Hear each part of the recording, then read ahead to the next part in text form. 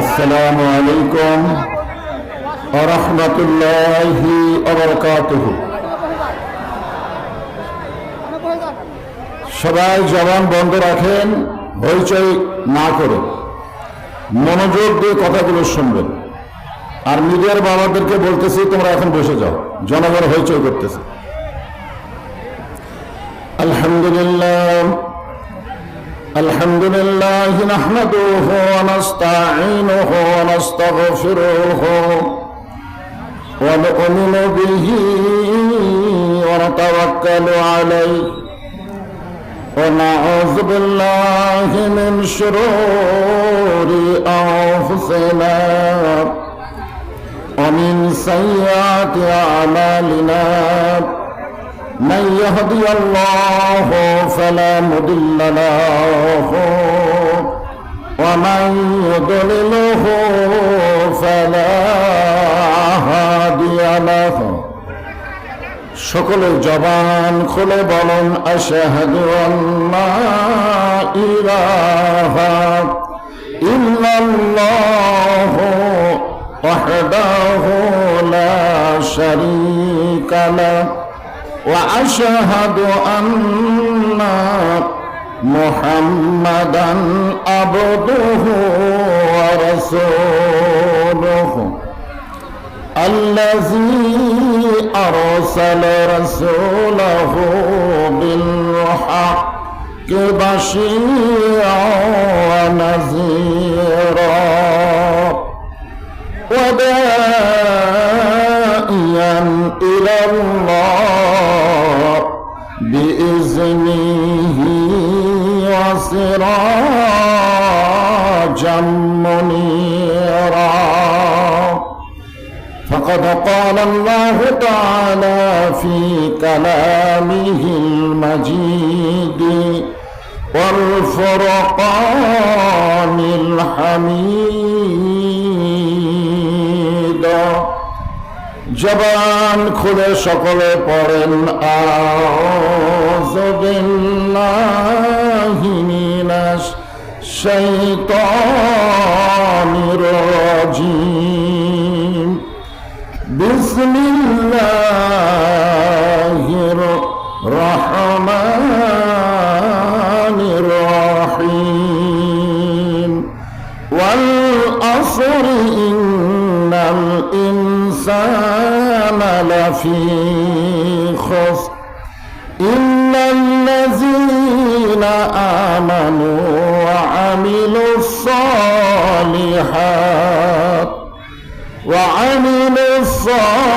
الصالحات وتواصوا بالحق وتواصوا بالصبر.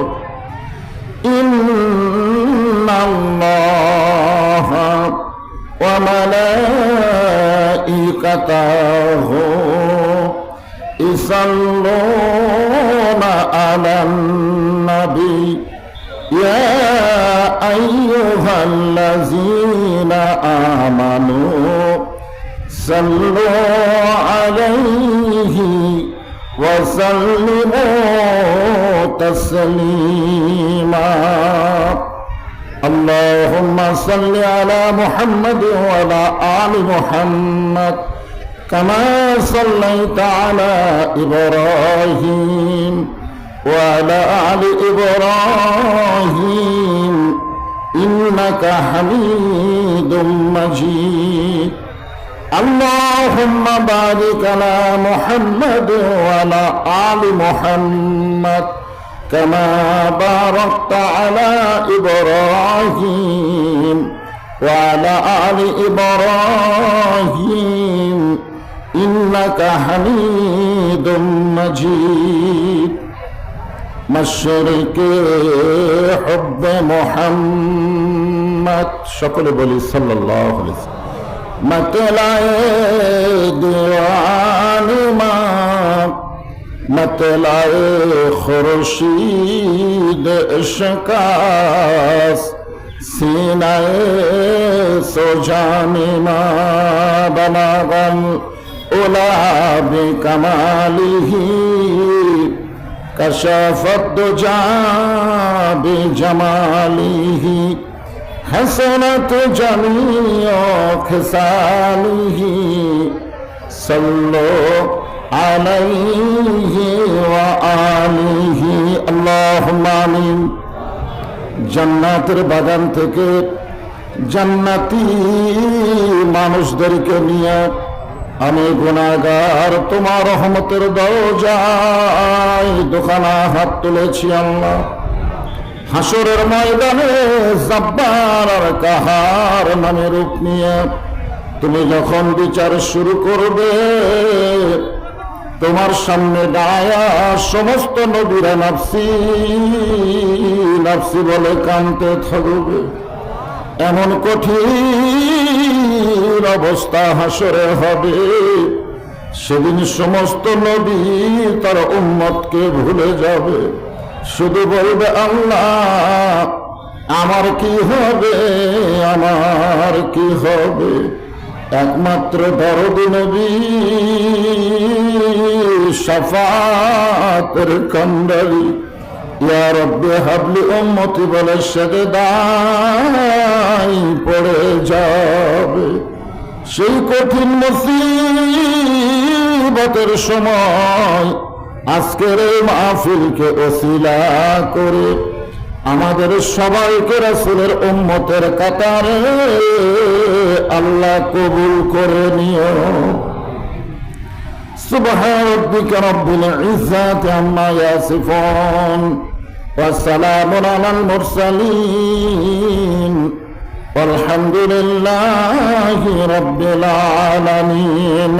লা ইলাহা ইল্লাল্লাহ।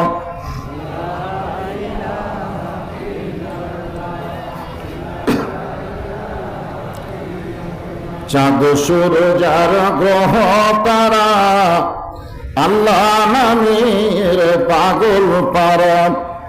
চাঁদ সূরজ আর গ্রহ তারা আল্লাহ নামের পাগল পারা। আমার আল্লাহ নামের এতই দয়া, আল্লাহ নামের এতই মায়া, লুকিয়ে রাখছেন হে আল্লাহ। লা ইলাহা ইল্লাল্লাহ। লা ইলাহা ইল্লাল্লাহ মুহাম্মাদুর রাসূলুল্লাহ। রাসূলের মহব্বতে জবান খুলে সকলে বলি সাল্লাল্লাহু আলাইহি ওয়াসাল্লাম। খাঙ্গইয়ের হাটকলা বাজার বাইতুর রহমত জামে মসজিদ কমিটি কর্তৃক আয়োজিত মসজিদের উন্নয়ন কল্পে আজকের এই দিনের বেলায় তাফসীরুল কোরআন মাহফিল। আজকের এই মাহফিলের সম্মানিত সভাপতি কারি মাওলানা মোহাম্মদ আমানুল্লাহ, আজকের এই মাহফিলের সম্মানিত সভাপতিকে অন্তরের অন্তঃস্থল থেকে আমি শুভেচ্ছা জ্ঞাপন করছি। সম্মানিত প্রধান অতিথি,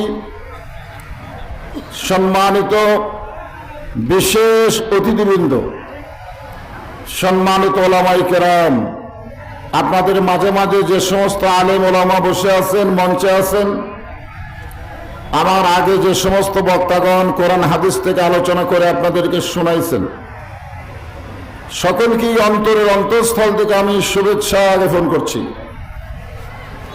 এই মুহূর্তে আমার সামনে যারা বসে আছেন,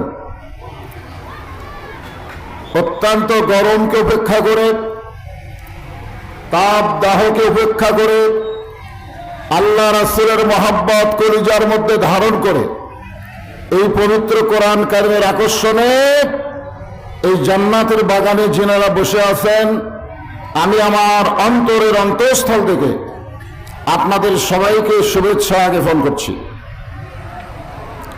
পর্দার অন্তরালে যে সমস্ত মা বোনেরা অধীর আগ্রহে বসে বসে আলোচনা শুনতেছেন, আমি তাদেরকে শ্রদ্ধা জ্ঞাপন করে এই মুহূর্তে জানতে চাচ্ছি আপনারা সকলে কেমন আছেন।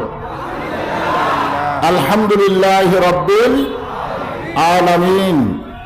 যে আল্লাহ শারীরিক সুস্থতা দান করে মানসিক প্রশান্তি লাভের জন্য আজকের এই জান্নাতের বাগানে আমাদেরকে কবুল করলেন, আমরা সে আল্লাহর উপরে খুশি না বেজার?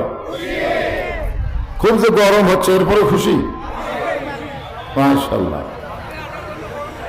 আল্লাহ তাআলা যদি আজকে এরকম একটা তাওফিক দিয়ে দেয়, একটা সুযোগ দিয়ে দেয় যে আমার জান্নাতের বাগানে কোরআনের মাহফিলে কোরআনের আকর্ষণে আলোচনা শুনতে গিয়া যাদের শরীরকে ঘেমে গেল, ওই দেহের জন্য আমি আল্লাহ জাহান্নামের আগুনকে হারাম করে দিলাম। তাহলে লাভ না লস? অবশ্যই এর একটা জাযা রয়েছে, কারণ আপনারা যে জায়গায় বসে আছেন জায়গাটাকে বলা হয়েছে জান্নাতের টুকরা, রিয়াজুল জান্নাহ। যে আল্লাহ শারীরিক সুস্থতা মানসিক প্রশান্তির জন্য আজকে এই জান্নাতের বাগানে আমাদেরকে কবুল করলেন, আমরা সে আল্লাহর শুকর গুজার করছি। জবান খুলে সকলে বলবো রব্বানা লাকাল হামদ হামদান কাসীরান তাইয়িবান মুবারাকান ফিহি। আমরা এমন একজন আল্লাহর প্রশংসা করলাম যে আল্লাহর প্রশংসা করলে আল্লাহর কোনো লাভ নাই। আমরা যদি আল্লাহর প্রশংসা না করি আল্লাহর কোনো ক্ষতিও নাই, বরং যারা আমরা প্রশংসা করলাম আল্লাহ তাদের প্রতি এত খুশি হয়ে গেল, আসমান এবং জমিনের ফাঁকা জায়গাটা আল্লাহ নেকি দিয়ে পরিপূর্ণ করে দিলেন। এই আল্লাহর প্রশংসা করতে আমাদের কোনো আপত্তি? আল্লাহর প্রশংসা করার কারণ হলো আল্লাহ আমাদেরকে দয়া করে রহম করে মুসলমানের ঘরে মুসলমান হিসাবে কবুল করেছেন। আজকে গোটা পৃথিবীতে প্রকৃত মুসলমান যারা, তাদের উপরে নানা রকম নির্যাতন, নানা রকম বিপদ আপদ আছে না নাই? যেরকম আছে না নাই? তবে ভেজাল মুসলমানের কোনো সমস্যা নেই। যারা ভেজাল এদের কোনো সমস্যা নাই, কারণ এদের চরিত্র হলো যাই বলে আইরে সেই দিকে যাইরে বোঝা শোনা নাই। ভেজাল মুসলমানকে যে যেদিকে ডাকে সেই দিকে দৌড়াই। কিন্তু আসল মুসলমান যারা হবে তারা একমাত্র আল্লাহর আহ্বানে সাড়া দেবে, বাতিলের আহ্বানে সাড়া দেবে না, বরং বাতিলের বিরুদ্ধে তারা হকের আন্দোলনের সৈনিক হয়ে যাবে। বলেছেন কথা ঠিক কিনা? এই কারণে নানা রকম বিপদ আপদ মুসিবতের ভিতরেও আল্লাহ তাআলা আমাদেরকে মুসলমানের জন্য মুসলমানের ঘরে কবুল করেছেন। খুশি না বেজার? আমরা মুসলমান, কিন্তু এখানে একটা সমস্যা আছে। সমস্যা হলো আল্লাহ বলেছেন লা তামুতুন্না, মৃত্যুবরণ করো না, ইল্লা ওয়া আনতুম মুসলিমুন, যতক্ষণ তোমরা মুসলমান না হবে। এর দ্বারা বোঝা গেল শুধু মুসলমানের ঘরে জন্ম নিয়ে মুসলমান হয়ে পরিচয় দিলে হবে না, মৃত্যুর সময় আমাদেরকে মুসলমান হয়ে মরা লাগবে। ঠিক কিনা বলো? এখন মুসলমান হয়ে যদি মরতে চাই আমাদের করণীয় কি? এই করণীয় সম্পর্কে সূরা আসর থেকে আপনাদের সামনে আজকে আলোচনা করা হবে। আমরা আল্লাহর প্রশংসা করতেছি যে আল্লাহ তাআলা বিশ্ব নবীর উম্মত হিসেবে আমাদের কবুল করেছেন। খুশি না বেজার?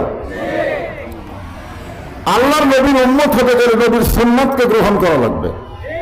নবীর সুন্নাতকে বর্জন করে কেউ নবীর উম্মত হতে পারবে? এখন নবীর সুন্নাতকে গ্রহণ করার কিছু বাহ্যিক চাল চলন আছে না নাই? যেরকম আছে না নাই? হ্যাঁ আছে। আমাদের নবী এমন একজন নবী, যেই নবী নিজে ঘোষণা করেছেন আমি ততক্ষণ পর্যন্ত জান্নাতে যাব না যতক্ষণ পর্যন্ত আমার সমস্ত উম্মতকে আল্লাহ জান্নাত না দিবে। খুশি না বেজার? নিদানে আখেরাতে তরাইতে পড়ছে রাতে, কান্ডারি হইয়া নবী পার করিবেন সেই তরণী।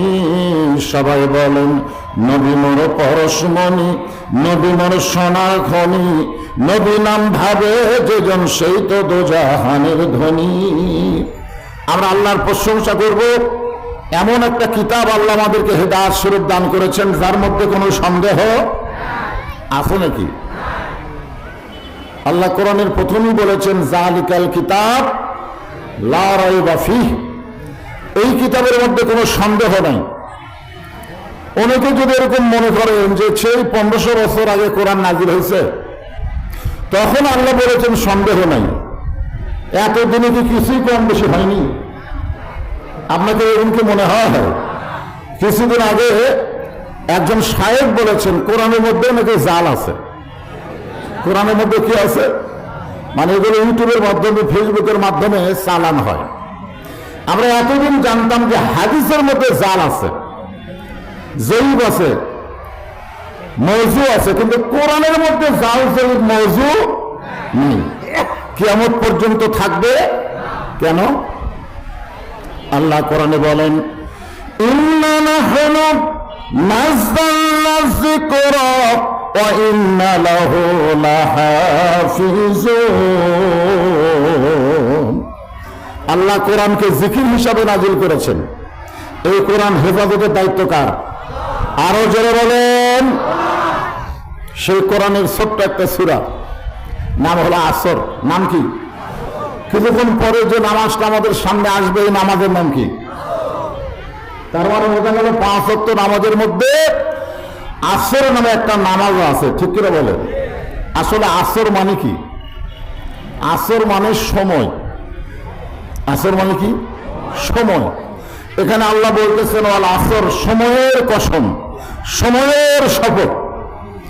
সময় অত্যন্ত গুরুত্বপূর্ণ একটা বিষয়। আপনারা বলেন তো, গরম হোক আর শীত হোক, সময় কিন্তু আমাদের কাছ থেকে বিদায় হয়ে চলে যাচ্ছে। যেরকম ঠিক কিনা? আজকে দিনে গরম, এই দিন কি থাকবে না চলে যাবে? যাবে না। দিন যাওয়ার পরে কি আসবে? রাত আসবে। আবার রাত যাওয়ার পরে এইভাবেই কিন্তু আমাদের জীবনের হায়াত, সময় কমে যাচ্ছে। একটা গান আছে সময় সম্পর্কে, নিচে মায়ায় বন্দি থাইকা করলাম কত খেলা, পশ্চিমে তাকিয়া দেখো তোমার ডুইবা গেছে বেলা। আসরের পরে সূর্য অস্ত যায় কোন দিকে? যারা বলেন কোন দিকে? পশ্চিম দিকে অস্ত যায়। আপনারা বলেন তো আসরের পরে কতক্ষণ সূর্য থাকে? থাকে এক পলকের নাই ভরসা, নিচে সকল আশা, তখন বুঝি দারুণ ঝড়ে ভাঙবে তোমার বাসা। আল্লাহ সময়ের শপথ করলেন এই কারণে, সময় অত্যন্ত গুরুত্বপূর্ণ একটা বিষয়। আপনারা বলেন তো, বর্তমানে বাংলাদেশে যে সময় চলতেছে, এটা কেমন সময়? খুব গরম না? এই বাংলাদেশে আমরা বৃষ্টির জন্য দোয়া করতেছি, আল্লাহ বৃষ্টি দিচ্ছে না। আর যে দুবাইয়ে কোনোদিন বৃষ্টি হয়নি, সেই দুবাইয়ে বন্যা হয়ে গেল। আপনারা বলেন সময় ভালো?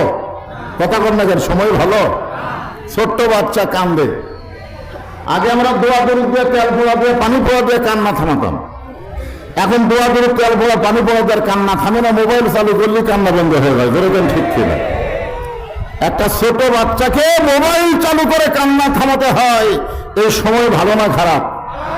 যে সময় যুবকদের হাতে একটা করে 4G 5G মোবাইল, যে যুবকেরা দরজা জানলা বন্ধ করে অশ্লীল ভিডিও দেখতে পারে, পারে কি পারে না? আপনারা বলেন দিন দিন সময় নষ্ট হয়ে যাচ্ছে, খারাপ হয়ে যাচ্ছে। আল্লাহ সেই সময়ের কসম করে বলতেছেন, ইন্নাল ইনসানা লাফি খুসর। ইন্না মানে নিশ্চয়, ইনসান মানে মানুষ। ইনসান মানে কি? এটা কি মানুষ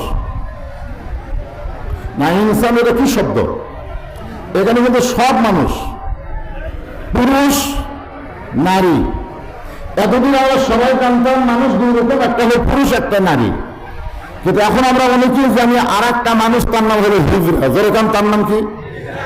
বর্তমানে আর একটা মানুষ হওয়ার চেষ্টা করতেছে, শরীফ থেকে শরীফা হওয়ার চাই। যেরকম কথা ঠিক কিনা? কয়েকদিন আগে একটা নাটকের অভিনয়, একজন নায়ককে আমরা অনেক সময় বয়কট করে, সে আবার তওবা করে ফেরত আইছে। ও আবার পুরুষ মানুষ, মেয়ে সাজবার চায়। এখানে আল্লাহ তাআলা ইনসান শব্দ দিয়ে সব মানুষকে বোঝাইছে। পুরুষ এবং নারী সমস্ত মানুষ ক্ষতির ভিতরে। কার ভিতরে? লাফি খুসর। খুসর মানে ক্ষতি, লাফি মানে ভিতরে।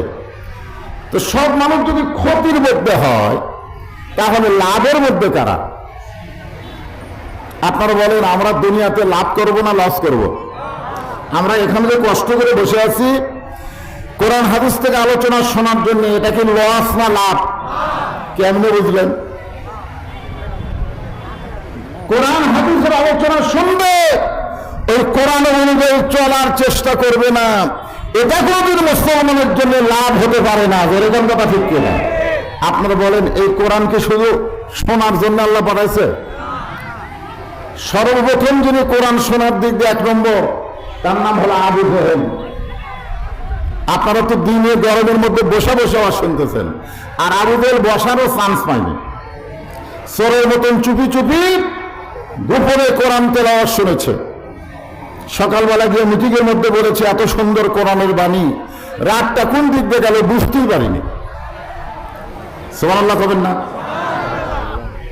কোরআনের প্রশংসা কে করতেছে? আবু জেহেল বলতেছে, এত সুন্দর কোরআনের বাণী, রাতটা কোন দিক দিয়ে গেল বুঝবারই পারিনি। আবু সুফিয়ান বলে, নেতা, যেই কোরআন শুনতে রাত কোন দিক দিয়ে গেল বোঝা যায় না, সেই কোরআন গ্রহণ করলে অসুবিধা কি? গ্রহণ একটা হলো শ্রবণ, একটা হলো গ্রহণ। সামিনা আনা, শুনতে হবে আমল করার নিয়তে। সংঘর্ষ আবু জেহেল বলে, আবু সুফিয়ান, কোরআন গ্রহণ করলে অসুবিধা কি? যদি জানবার চাও তাহলে এটা জোরে বলা যাবে না, তোমার কানটা আমার মুখের কাছে দাও। আবু সুফিয়ান যখন কানটা মুখের কাছে দিছে, আবু জেহেল বলতেছে, এই কোরআনকে যদি গ্রহণ করা হয় তাহলে তোর আমার নেতৃত্ব থাকবে না, আসল নেতা হয়ে যাবে আব্দুল্লাহর তিন পোলা। আজকে বাংলাদেশে এই কোরআনকে যদি আমরা গ্রহণ করি, আবু জেহেলের মতন যারা নেতা তারা একটাও চলবে না। যেরকম কথা ঠিক না? আপনার অন্তর থেকে বলেন তো, বর্তমানে বাংলাদেশে যারা নেতৃত্ব দিচ্ছে এরা কি আবু বকরের দল না আবু জেহেলের দল? আবু জেহেলের দল কোনোদিনও চাবে না যে কোরআন বাংলার জমিনে চালু হোক। কোরআনের ওয়াজ করেন, সমস্যা নাই, কোরআনের তেলাওয়াত করেন। গোটা পৃথিবীতে বাংলাদেশের হাতে করা কোরআন তেলাওয়াতে 1 নম্বর। জোরে কথা ঠিক না? 100 দেশ, 90 দেশ, 70টা দেশের মধ্যে কোরআন তেলাওয়াতে বাংলাদেশে 1 নম্বর হয়। সোনার পুরস্কার পায় আমাদের বাংলাদেশ কোরআন তেলাওয়াতে 1 নম্বর, কিন্তু কোরআন মানার ব্যাপারে আমার বাংলাদেশ কোন নম্বরের মধ্যে নাই। যেরকম কথা ঠিক কিনা? আল্লাহ বলতেছেন মানুষগুলো ক্ষতির ভিতরে। এই ক্ষতি থেকে যদি আমরা বাঁচতে চাই, আল্লাহ বললেন, ইল্লাল্লাযীনা আমানু ওয়া আমিলুস সালিহাতি ওয়া তাওয়াসাউ বিল হক ওয়া তাওয়াসাউ বিস সবর। এখানে 4টা বিষয় বলা হয়েছে। যেরকম কয় বিষয়? এই যুবকেরা একটু মনটা এদিকে দাও। দিনের বেলার মাহফিল তো সাউন্ড ক্লিয়ার হয় না। দেখেন দিনের বেলা হইচই করতেছে, ওইদিকে মেয়ে মানুষ চলতেছে, ওইদিকে মেয়েরা বসেছে, এদিকে সব দাঁড়ায় আছে, সবকিছু কষ্ট দেখা যায়।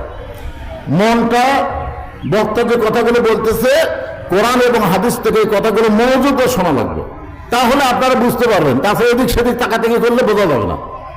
হ্যাঁ, তার মধ্যে প্রচুর গরম, একটু মনোযোগ দেন। এখানে 4টা বিষয় বলা হয়েছে। 1 নম্বর হলো ঈমান। দরকার 1 নম্বর কি?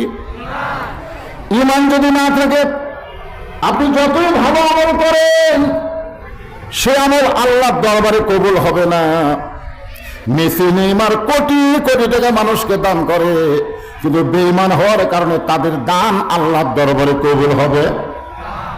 এই বছর মেসি কত কোটি টাকা দান করছে, নেইমার দান করছে, এমনকি বিল গেটস হাজার হাজার কোটি টাকা দান করে, কিন্তু বেঈমান হওয়ার কারণে তাদের দান আল্লাহর দরবারে কবুল হবে না। আর ঈমানদার যদি 1টা টাকা দান করে, ওই দানটা থেকে জান্নাতে পৌঁছায় দিবে। আপনি যদি নামাজ পড়েন, আমাদের পার্শ্ববর্তী ভারতে হিন্দুরা মসজিদের মুতুল্লি। মসজিদের মুতুল্লি কি মুসলমান না হিন্দু? হিন্দু। আমি দেখলাম ইউটিউবে একজন হিন্দু তার পরিবার নিয়ে প্রায় 50 বছর ধরে মসজিদের মুতাল্লি করতেছে, খেদমত করতেছে, কিন্তু বেটা হিন্দু। ওই যতই মসজিদের মুতাল্লি হোক, ও কি জান্নাত পাবে? কেন পাবে না? ঈমান নাই। যার প্রমাণ হলো আল্লাহ নবীর চাচা আবু তালেব, যে নবীকে দীর্ঘদিন লালন পালন করেছেন। আল্লাহ নবী বলেছেন, মায়ের পেট থাকতে আমি এতিম, মায়ের পেটে থাকতেই আমার বাবা মারা গেছেন এতিম, কিন্তু দুনিয়াতে আসার পর আমি এতিম ছিলাম না। সাহাবীরা বললেন, ইয়া রাসূলুল্লাহ, মায়ের পেটে তিন হয়ে গেলেন, দুনিয়াতে আসার পরে তিন ছিলেন না, এটা কেমন কথা? রাসূল বললেন ভাগ্য গুণে এমন একটা চাচা পেয়েছিলাম যে চাচা আমাকে এমন ভাবে লালন পালন করেছে, আমার বাবা নাই, আমি এটা কোনোদিন বুঝতেই পারিনি। শিশুকালে মরা গেছে মা, গর্ভে থাকতে মরছে পিতা, নবী চোখে দেখলেন না। যিনি নবীকে সন্তানের মতো লালন পালন করেছেন তার নাম হলো আবু তালেব। যেরকম তার নাম কি? আপনারা বলেন তো, সে কি জান্নাতি? কেন জান্নাতি নয়? কারণ তার ঈমান নাই। যেরকম কি নাই? এখন কেউ যদি নামাজ পড়ে কিন্তু ঈমান যদি না থাকে, সে জান্নাতি হবে না। আসরের নামাজ আদায় করার পরে জমির ধান দেখতে গেছে, এরকম মুসল্লি আছে না নাই? আসরের নামাজ আদায় করে বিকেল বেলায় জমি ধান দেখতে গেছে, যায় দেখে উপর জমির পানি চলমল করে, নিচের জমির পানি নাই। উপর জমির কি আছে? পানি আছে, কিন্তু নিচের জমির কি নাই? পানি নাই। ও তখন চারিদিকে তাকায়, এভাবে তাকায় দেখে আশেপাশে কোনো মানুষও নাই। আস্তে করে বসে জমির আল কাটা দিয়ে ওই পানি দিয়ে হাত ধুয়ে আবার দাঁড়ায় চারিদিকে তাকায় দেখে কেউ নাই। ও তখন বলতেছে আলহামদুলিল্লাহ, কেউ দেখেনি। আপনারা বলেন ও কিন্তু আসে নামাজ আদায় করেছে, কিন্তু ও কিন্তু ইমানদার না। ইমানদার যদি হতো তার ইমান বলতো কেউ না দেখলো আল্লাহ দেখতেছে। ঠিক না?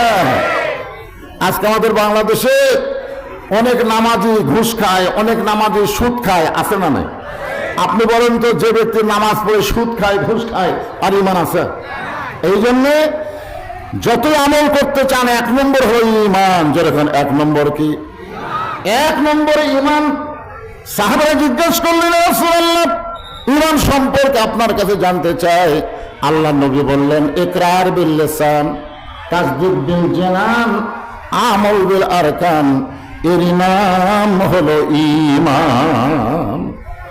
এখানে 3টা কথা আছে ঈমান সম্পর্কে।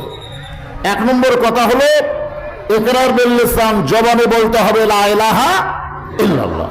তাসদীক বিল জানান, শুধু জবানে বললে হবে না, কলিজার মধ্যে জায়গা দেওয়া লাগবে।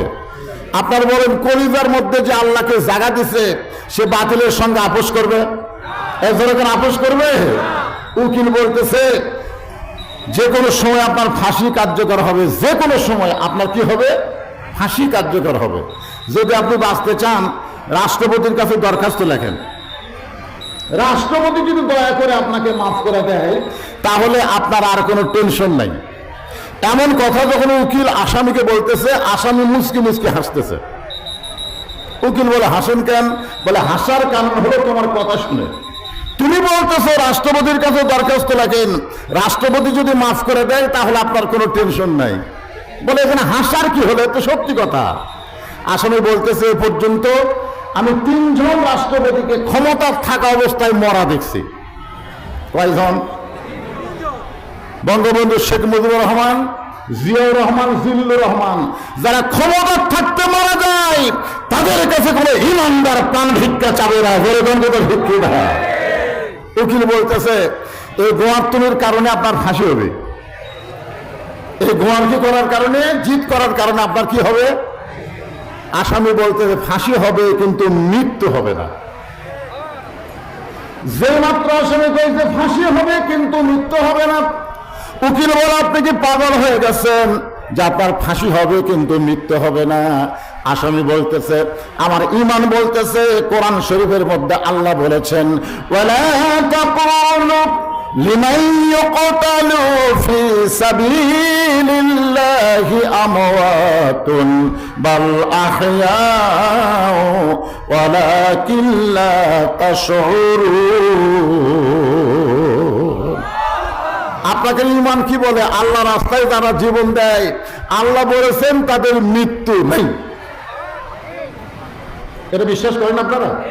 তাহলে ফিলিস্তিনে যে সমস্ত মুসলমান বাইতুল মুকাদ্দাস হেফাজতের জন্য জীবন দিল, আপনারা বলেন তোমরা কি মারা গেছে? কোরআনের আয়াত যদি বিশ্বাস করেন, ঈমান যদি মজবুত হয়, মুসলমান জীবন দিবে কিন্তু বাতিলের সঙ্গে 1 মুহূর্ত আপোষ করবে না। যেরকম কথা ঠিক না? এর নাম হলো তাসদীক বিল জানান। কলিজার মধ্যে ঈমান ঢুকলে ও কোনোদিনও বলবে না জীবন বাঁচান খরচ। আজকে আমাদের বাংলাদেশে কি বাঁচানো খরচ? ভোটের আগে আমার এলাকায় পুলিশ এত ধরপাকড় শুরু করলো, আমার একজন জেল থেকে বাঁচার জন্য গোরস্থানের মধ্যে কবর করছে, মরার আগেই দৌড় করছে। আপনারা কি করেন, কবর করেন না? ওই কবরের মধ্যে শীতের সময় তো 7ই জানুয়ারি ভোট হলো, শীতের সময় ওই কবরের মধ্যে খেয়াল ফুল বিছাইয়া তারপর কম্বল দিয়া তারপর ল্যাব নিয়ে শুয়ে থাকে। মাঝে মাঝে দিদি মোবাইল করে বলে খবর কি, এ পর্যন্ত পুলিশ 3বার ঘুরে গেল, আপনি কোথায়? বলে আমি নিরাপদে আছি, কোনো টেনশন করিস না, এমন জায়গাতে আমি আছি পুলিশের বাপেরও ক্ষমতা নেই আমার ধরবে। বউ কয় কুটি আছে। আপনার বলেন তো, মানুষ মারা গেলে যে কবরে যায় ওই জেতা অবস্থায় গেছে, ওই ভালো আছে? তারপরে বলতেছে আমাকে তো কোনো টেনশন নাই। হায় হায়, মনে করে আল্লাহ তাআলা আজরাইলকে বলেছে, মনে করে বুঝার জন্য বলতেছি, যাতে পুলিশের চেহারা ওর কাছে যা, কারণ পুলিশ কেন লোকালয়ে মানুষ খুঁজতেছে, গোরস্থানে যায় না। তো তুই আজরাইল একটু পুলিশের পোশাক পরে ওর কাছে যাতো, পুলিশের পোশাক পরে আজরাইল এসে বলতেছে কে রে ভাই? উনি তখন বলে এই জায়গার তো খবর কে দিল? আমার ইমান বলতেছে জীবিত অবস্থায় মানুষ কোনোদিন এখানে আসে না। বর্তমান বাংলাদেশের পরিবেশে সময় এত খারাপ চলতেছে, সেই সময় আমি জেতা মানুষ গোরস্থানের মধ্যে নিরাপদ আশ্রয় নিছি, তারপরে তো খবরকে দিল। তখন বলতেছে ভাই রে, আমি তো পুলিশ না, হলো আজরাইল। তখন কান্দার বেলা, আরে এমন একটা সময় চলতেছে যে সময় মানুষ আজরাইল ধরার চিন্তা না করে পুলিশ ধরার ভয়ে গোরস্থানে ঢুকে আছে। কথা কন না কেন? আপনার বলেন সময় ভালো, সেই সময়ে শপথ কে করছে? আরো ধরে বলেন, যে সময়ে ভারত 400 বছরের বাবরি মসজিদ ভাঙা রাম মন্দির বানালো, সেই সময় বাংলাদেশের নারীরা ভারতের স্টার জলসা জি বাংলা দেখতেছে। আপনার বলেন আমাদের মধ্যে সামান্য ইমান থাকলে, যে ভারত বাবরি মসজিদ ভাঙা রাম মন্দির তৈরি করেছে, ওই ভারতের একটা চ্যানেলও বাংলা টিভিতে চলবে না। কথা দেখতে না, সামান্য ইমান যদি আমাদের কলিজার মধ্যে থাকে, আমরা ভারতের কোন জিনিস টাকা পয়সা দিয়ে কিনবো না। যেরকম কথা ঠিক না? মুসলমান দাবি করেন আর ভারতের জিনিস খান, এটার নাম ইমান না। তাসদিক বলছে না, কলিজার মধ্যে যখন ইমানের জায়গা হবে, জীবন দেব কিন্তু ইমান দেব না। যেরকম কথা ঠিক না? আপনি যতই চেষ্টা করেন, আপনি আপনার জীবন বাঁচাবার পারবেন না। পারবেন? যেরকম পারবেন, কিন্তু আপনি একটু চেষ্টা করলে গরমের মধ্যে আরামের ঘর, আরামের কারেন্টের ফিরের বাতাস বাদ দিয়ে এই জান্নাতের বাগানে যারা বসে আছেন, অবশ্যই আপনারা ইমানের গুরুত্ব দিয়েছেন। যেরকম কথা ঠিক করে, এত কষ্টের ইমান আমাদের বাঁচানোর দরকার আছে না নাই? আর তো ওদিকে এত বাঁশি বাজাই করে, ওদিকে কি হচ্ছে? না না না, আপনারা এত কষ্ট করে বসে আছেন, আপনাদের একটু গুরুত্বপূর্ণ কথা শোনানোর দরকার আছে না নাই? সূরা আসর থেকে আমি 4টা বিষয় আপনাদের সামনে ইমান নিয়ে শুরু করে দিছি। আমি মাহফিল কমিটির ভলেন্টিয়ার ভাইদেরকে বলবো যে আপনারা ওই রাস্তার দিকে একটু জানতো, এত হইছে, এত বাসি হবে কেন? কি আছে মহিলা? আমার মায়েরা যারা পর্দার অন্তরে আছেন, আপনাদের জন্য স্পেশাল কিছু আছে, স্পেশাল স্পেশাল। একটু ধৈর্য ধারণ করেন, আপনার এগুলো আসতেছে ইনশাল্লাহ। আমি যদি কন্টিনিউ, এখন বাঁচতেছে 3টে, কয়টা বাজে? আমি যদি 4:45 পর্যন্ত ওয়াজ করি, আপনারা শুনবেন? না না না, আলহামদুলিল্লাহ। যদিও গরম লাগে, গাও ভাঙা যায়, তারপরে শুনবেন? আলহামদুলিল্লাহ। কারা কারা শুনবেন আল্লাহকে একটু হাত দেখান তো দেখি।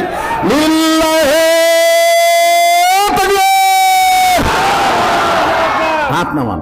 কিন্তু এরকে ভিতরে একটা সন্দেহ ঢুকছে, এই যারা মাহফিল করতেছে মসজিদ ভাঙ্গা, তো এরকে মনও ভাঙ্গা।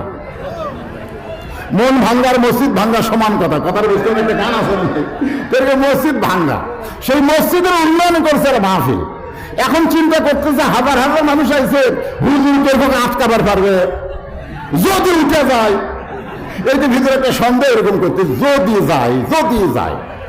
কিন্তু যারা আমার ওয়াজ শুনছেন আমরা না আসা পর্যন্ত তারা উঠবি না, যখন কথা ঠিক না, এটা অরিজিনাল কথা। কিন্তু এর ভিতরে একটা সন্দেহ কাম করতেছে, এই সন্দেহ দূর করার জন্য 5টা মিনিট, কয়টা মিনিট? 5টা মিনিট আপনাদের মধ্যে একটু চাদর যাবে, রুমাল যাবে, আল্লাহর ভাঙ্গা ঘরকে চন্দ্র করার জন্য, ইমানকে মজবুত করার জন্য, জান্নাতে একটা ঘর পাওয়ার জন্য আল্লাহর এই ঘরে আপনারা দান করবেন। যে যা পারেন, 10 পারেন, 20 পারেন, 50 পারেন, 100 পারেন, ওই ব্যাগের মধ্যে 5টা মিনিট আপনারা দান করার পরে আমি একটানা ওয়াজ করবো আসর পর্যন্ত, তাতে যা হয়ে যায়। সমস্যা আছে? ভিতরে কোনো আনসান ছোঁয়া যাবে না, এটা ইমানদারের লক্ষণ না। কেন? ব্যাগ কমিটি কোথায়? ব্যাগ কমিটি কুটি ব্যাগ, সময় দেওয়া যাবে না। কঠিন গরমের মধ্যে 5 মিনিট, এর ভিতরেই মসজিদ যেন চান্দা হয় এমন দান করবেন। আপনার পকেটে 3টা লোড আছে। কয় লোড? একটা আছে 500, একটা আছে 200, একটা আছে 100। আপনি কি মনে করতেছেন আপনার কাছে যখন চাদর যাবে তখন শয়তান কি বলবে? দেশ না, দেশ না, দেশ না, মিন শারিল ওয়াসওয়াসিল খান্নাস, দেশ না রে। ইমান বলবে দিয়ে দে, যে টাকা তোর পকেটে আছে এই টাকা নিয়ে কবরে যাওয়ার পারবে না, আর ওই টাকা যদি আল্লাহর ঘরে দিয়ে দাও ওই টাকা তোমাকে জান্নাতে নিয়ে যাবে। যেরকম কথা ঠিক কিনা? পৃথিবীর শ্রেষ্ঠ জায়গা আল্লাহর ঘর, এখানে দান করা হলো ভাগ্যবান লোকের কাম। মসজিদের দান বাক্স সবার সামনে যায়, পকেটে থাকলেও কি দেওয়ার ঘরে হয়ে যান? এরকম মারে ঠেলা, এক ঠেলায় 4 জন পার হয়ে গেছে। ওই 4 জন মনে মনে খুশি, যাক তোর হাতত বল আছে। 2 কান্দের ফেরেশতা বলতেছে আল্লাহ, যে পকেটে টাকা থুয়ে দান বাক্স ঠেলা মানে কান্দর থাকো না, ই তো মানুষ না, ই জন্তু জানোয়ার চাইতেও খারাপ। পকেটে টাকা থাকার পরেও যারা দান বাক্স ঠেলা মারছে তো মানুষ না, এর কান্দর থাকে লেখবো কি? আল্লাহ বলতেছে ধৈর্য ধর, আজকে ঠেলা মারছে আগামীতে হয়তো দিবে। তারপরে ব্যাগকে যেন ঠেলা মারেন না, যে যা পারবেন আপনি 10, 20, 50, 100 যেটা পারবেন, কমপক্ষে 25 দল লোক 25টা ব্যাগ নামা দরকার। 50টা ব্যাগ তো কোটি 50টা নামলে কোটি দেখা যায় না তো, আর দিয়ে দেন, সবাই দিয়ে দেন। ঘড়ি ধরে 5 মিনিটের মধ্যে মহিলাদের মধ্যেও ঢুকেছে, মহিলাদের মধ্যে মহিলা দোকান লাগবে, মরণ। আচ্ছা, মহিলা আছে, মাশাআল্লাহ, মহিলা মেম্বার আছে, মহিলাদের মধ্যে মহিলাই আদায় করতেছে।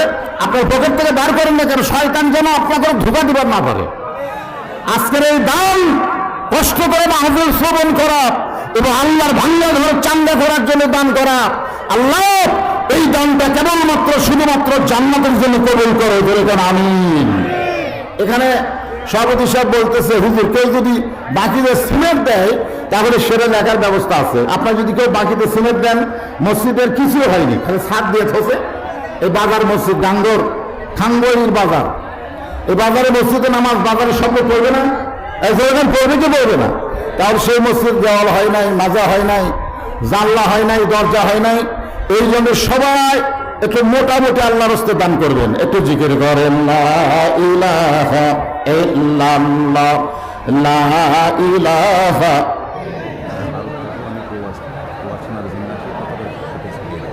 লা ইলাহা, লা ইলাহা ইল্লাল্লাহু মুহাম্মাদুর রাসূলুল্লাহ। আচ্ছা বলো। হ্যাঁ, হইচই না, হইচই না, শয়তান যেন ধোঁকা দিবার না পারে। মিন শাররিল ওয়াসওয়াসিল খান্নাস, প্রত্যেকটা মানুষের মধ্যে শয়তানের বেটা খান্নাস আছে। খান্নাস বুঝেন? শয়তানের চাইতে আর পাওয়ার বেশি। শয়তান বহু চেষ্টা করছে, কোরআনের মাহফিল আসতে দেয়নি।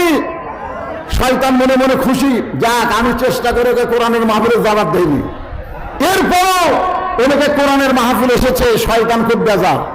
বেটা বলতেছে, আব্বা রাগ করেন না, মন খারাপ করেন না, কোরআনের মাহফিলে আসলে কি হবে? কোরআন থেকে যেন হেদায়েত গ্রহণ না করে আমি সেই ব্যবস্থা করতেছি। এই জন্যে আমরা যারা এখানে এসেছি আমাদের অনেকের মধ্যে শয়তান আছে না নাই? যেরকম আছে না নাই? শয়তান যেন ধোঁকা দিবার না পারে, যে হুজুর তো ওয়াজ বাদ আদায় করছে রে, কিসের ওয়াজ হবে? এই ধোঁকা যেন না দেয়। 5 মিনিটের মধ্যে আদায় কমপ্লিট করে ওনার টেজে আসবে, আমি এক টানা ওয়াজ করবো। সকলে একটু মহব্বতে আল্লাহর জিকির লা ইলাহা ইল্লাল্লাহ। আচ্ছা, যারা ব্যাগ নিয়ে নামছে, গামছা বর কিসের? গামছা কিসের? এই ব্যাগ বাদে গামছা কিসের? আমাদের লোক, আপনাদের লোক। বর্ডার এলাকার নিশাখোর লোক বেশি, যেরকম কথা ঠিক না। হিরোইন খোর, গাঁজা খোর, আফিম খোর, এই জন্য মাহফিল কমিটির লোক না হয়ে অন্য কোনো লোক যদি তুলে নিয়ে চলে যায় ধরার মধ্যে আছে ভাইজান।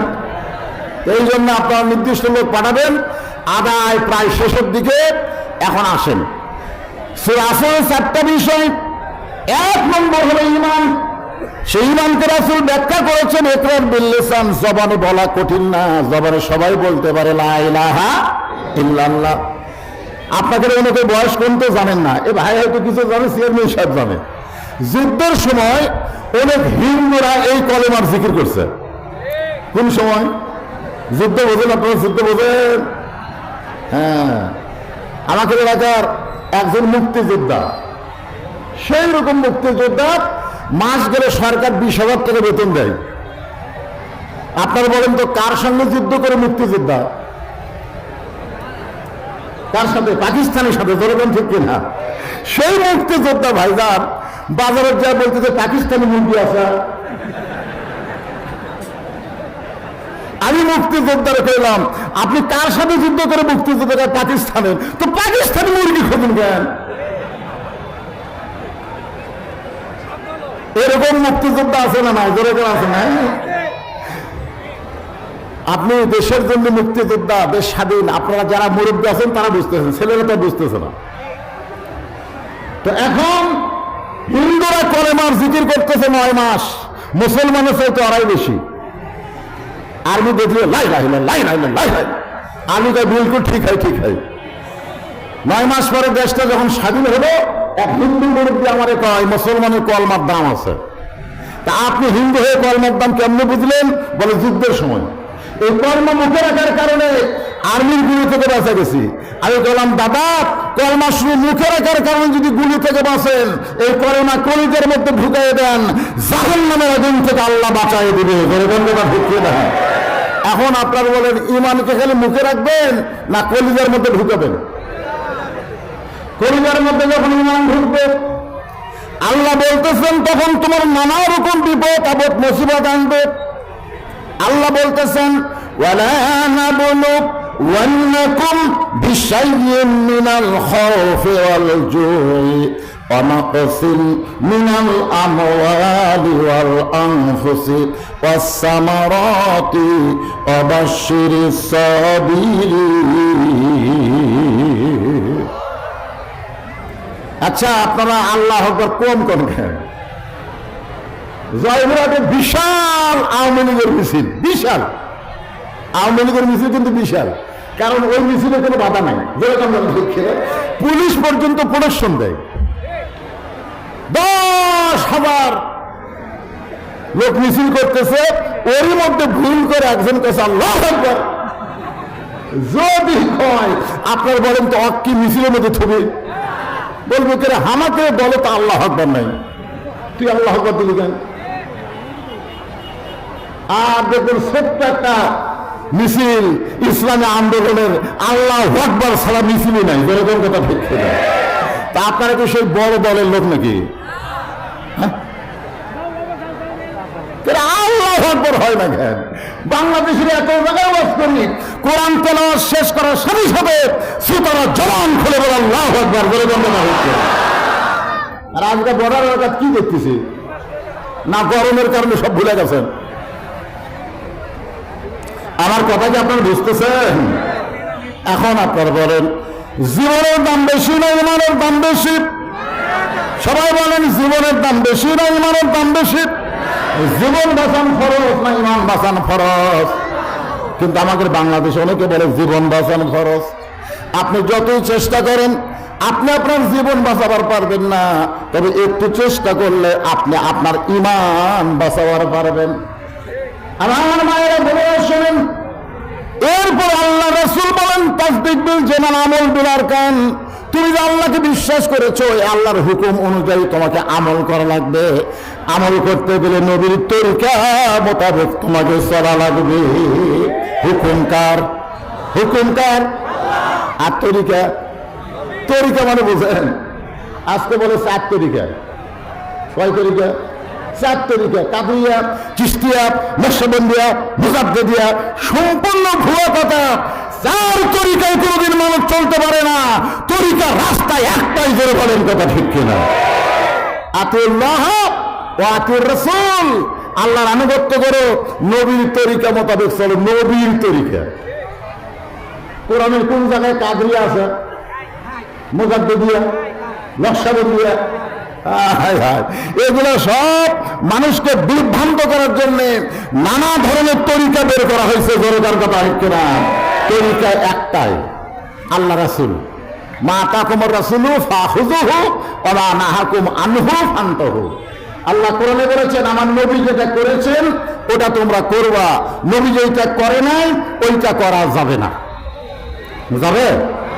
এখন শোনেন, আমল বিল আরকান, ইমান যদি আমরা আমল করতে চাই, সে আমলের কিতাব আল্লাহর কোরআন আমাদের সামনে আছে না নাই? যেরকম আছে না নাই? কথাকার আছে না নাই? রাসূল বিদায় হজের খুতবা বললেন, আমি দুনিয়া থেকে বিদায় নিব, চিরদিন আমি দুনিয়াতে থাকবো না, কিন্তু আমি যাওয়ার পরেও তোমরা পথভ্রষ্ট হবে না যদি দুইটা জিনিস তোমরা আঁকড়ে ধরো। একটা হলো আল্লাহর কোরআন, আর একটা নবীর সুন্নাত।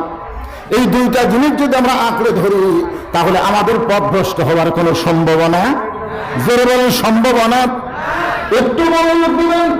আল্লাহ সূরা আসরের 2 নম্বর বিষয়টা বললেন, ওয়া আমিলুস সালিহাত, তোমাদেরকে নেক আমল করা লাগবে। এখন নেক আমল যদি আমরা করতে চাই, সুন্দর একটা পরিবেশের দরকার আছে না নাই? বর্তমান যেই পরিবেশ চলতেছে, এই পরিবেশে নেক আমল করা খুব কঠিন। বর্তমান প্রধানমন্ত্রী 564টা মডেল মসজিদ বানায় দিছে। আমাদের বাংলাদেশের প্রধানমন্ত্রী, গোটা পৃথিবীর কোনো প্রেসিডেন্ট, কোনো প্রধানমন্ত্রী এত মসজিদ বানায় নাই যেটা বাংলাদেশের প্রধানমন্ত্রী বানাছে। যেরকম ঠিক কিনা?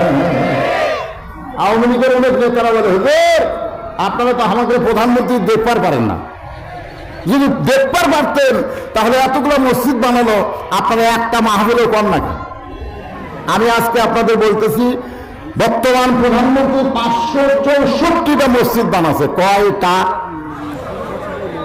আমি বলতেছি 564 না, 5 লক্ষ যদি মসজিদ বানায়, প্রধানমন্ত্রী একটা সবও পাবে না যতক্ষণ মসজিদের নামাজের আইন পাস না করবে। যেরকম কথা ভুগতে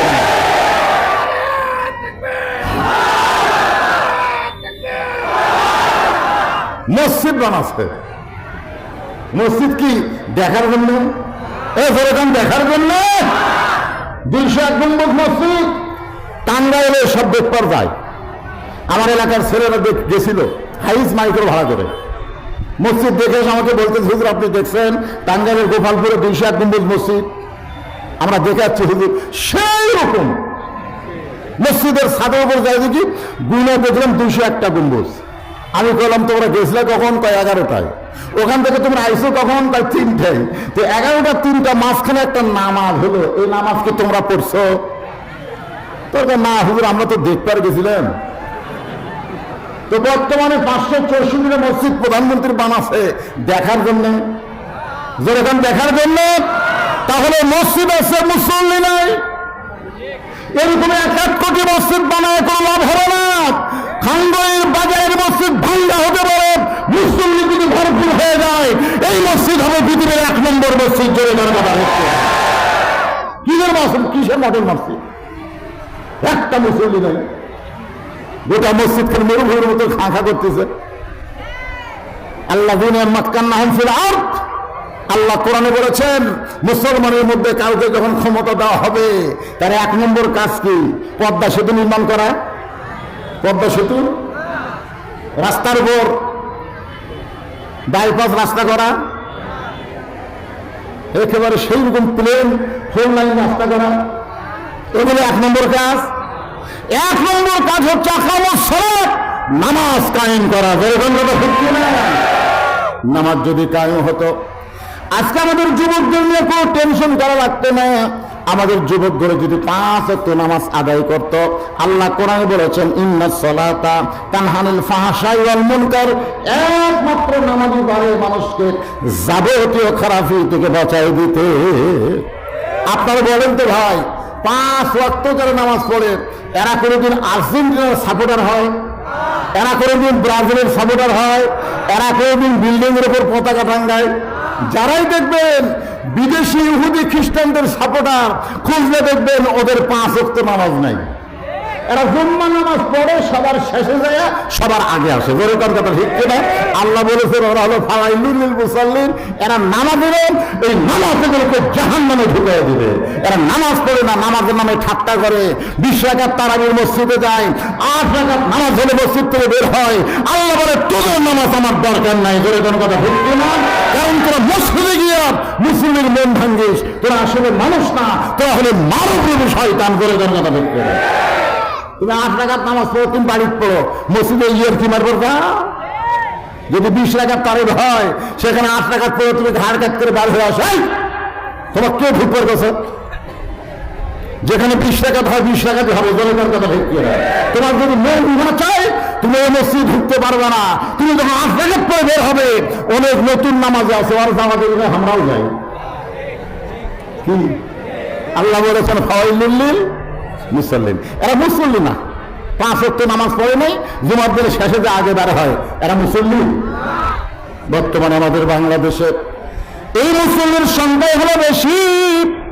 এখানে সূরা আসরের 2 নম্বর বিষয় হলো আমিলুস সালিহাত, নেক আমল করা লাগবে।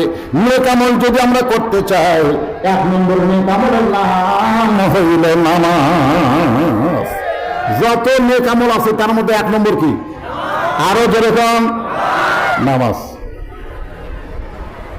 এই নামাজ সম্পর্কে রাসূল বলেছেন বাইনাল আবদি ওয়াল কুফরি তারকুস সালাত, বান্দা আর কাফিরের মধ্যে পৃথক করার জিনিসটার নামই হলো নামাজ।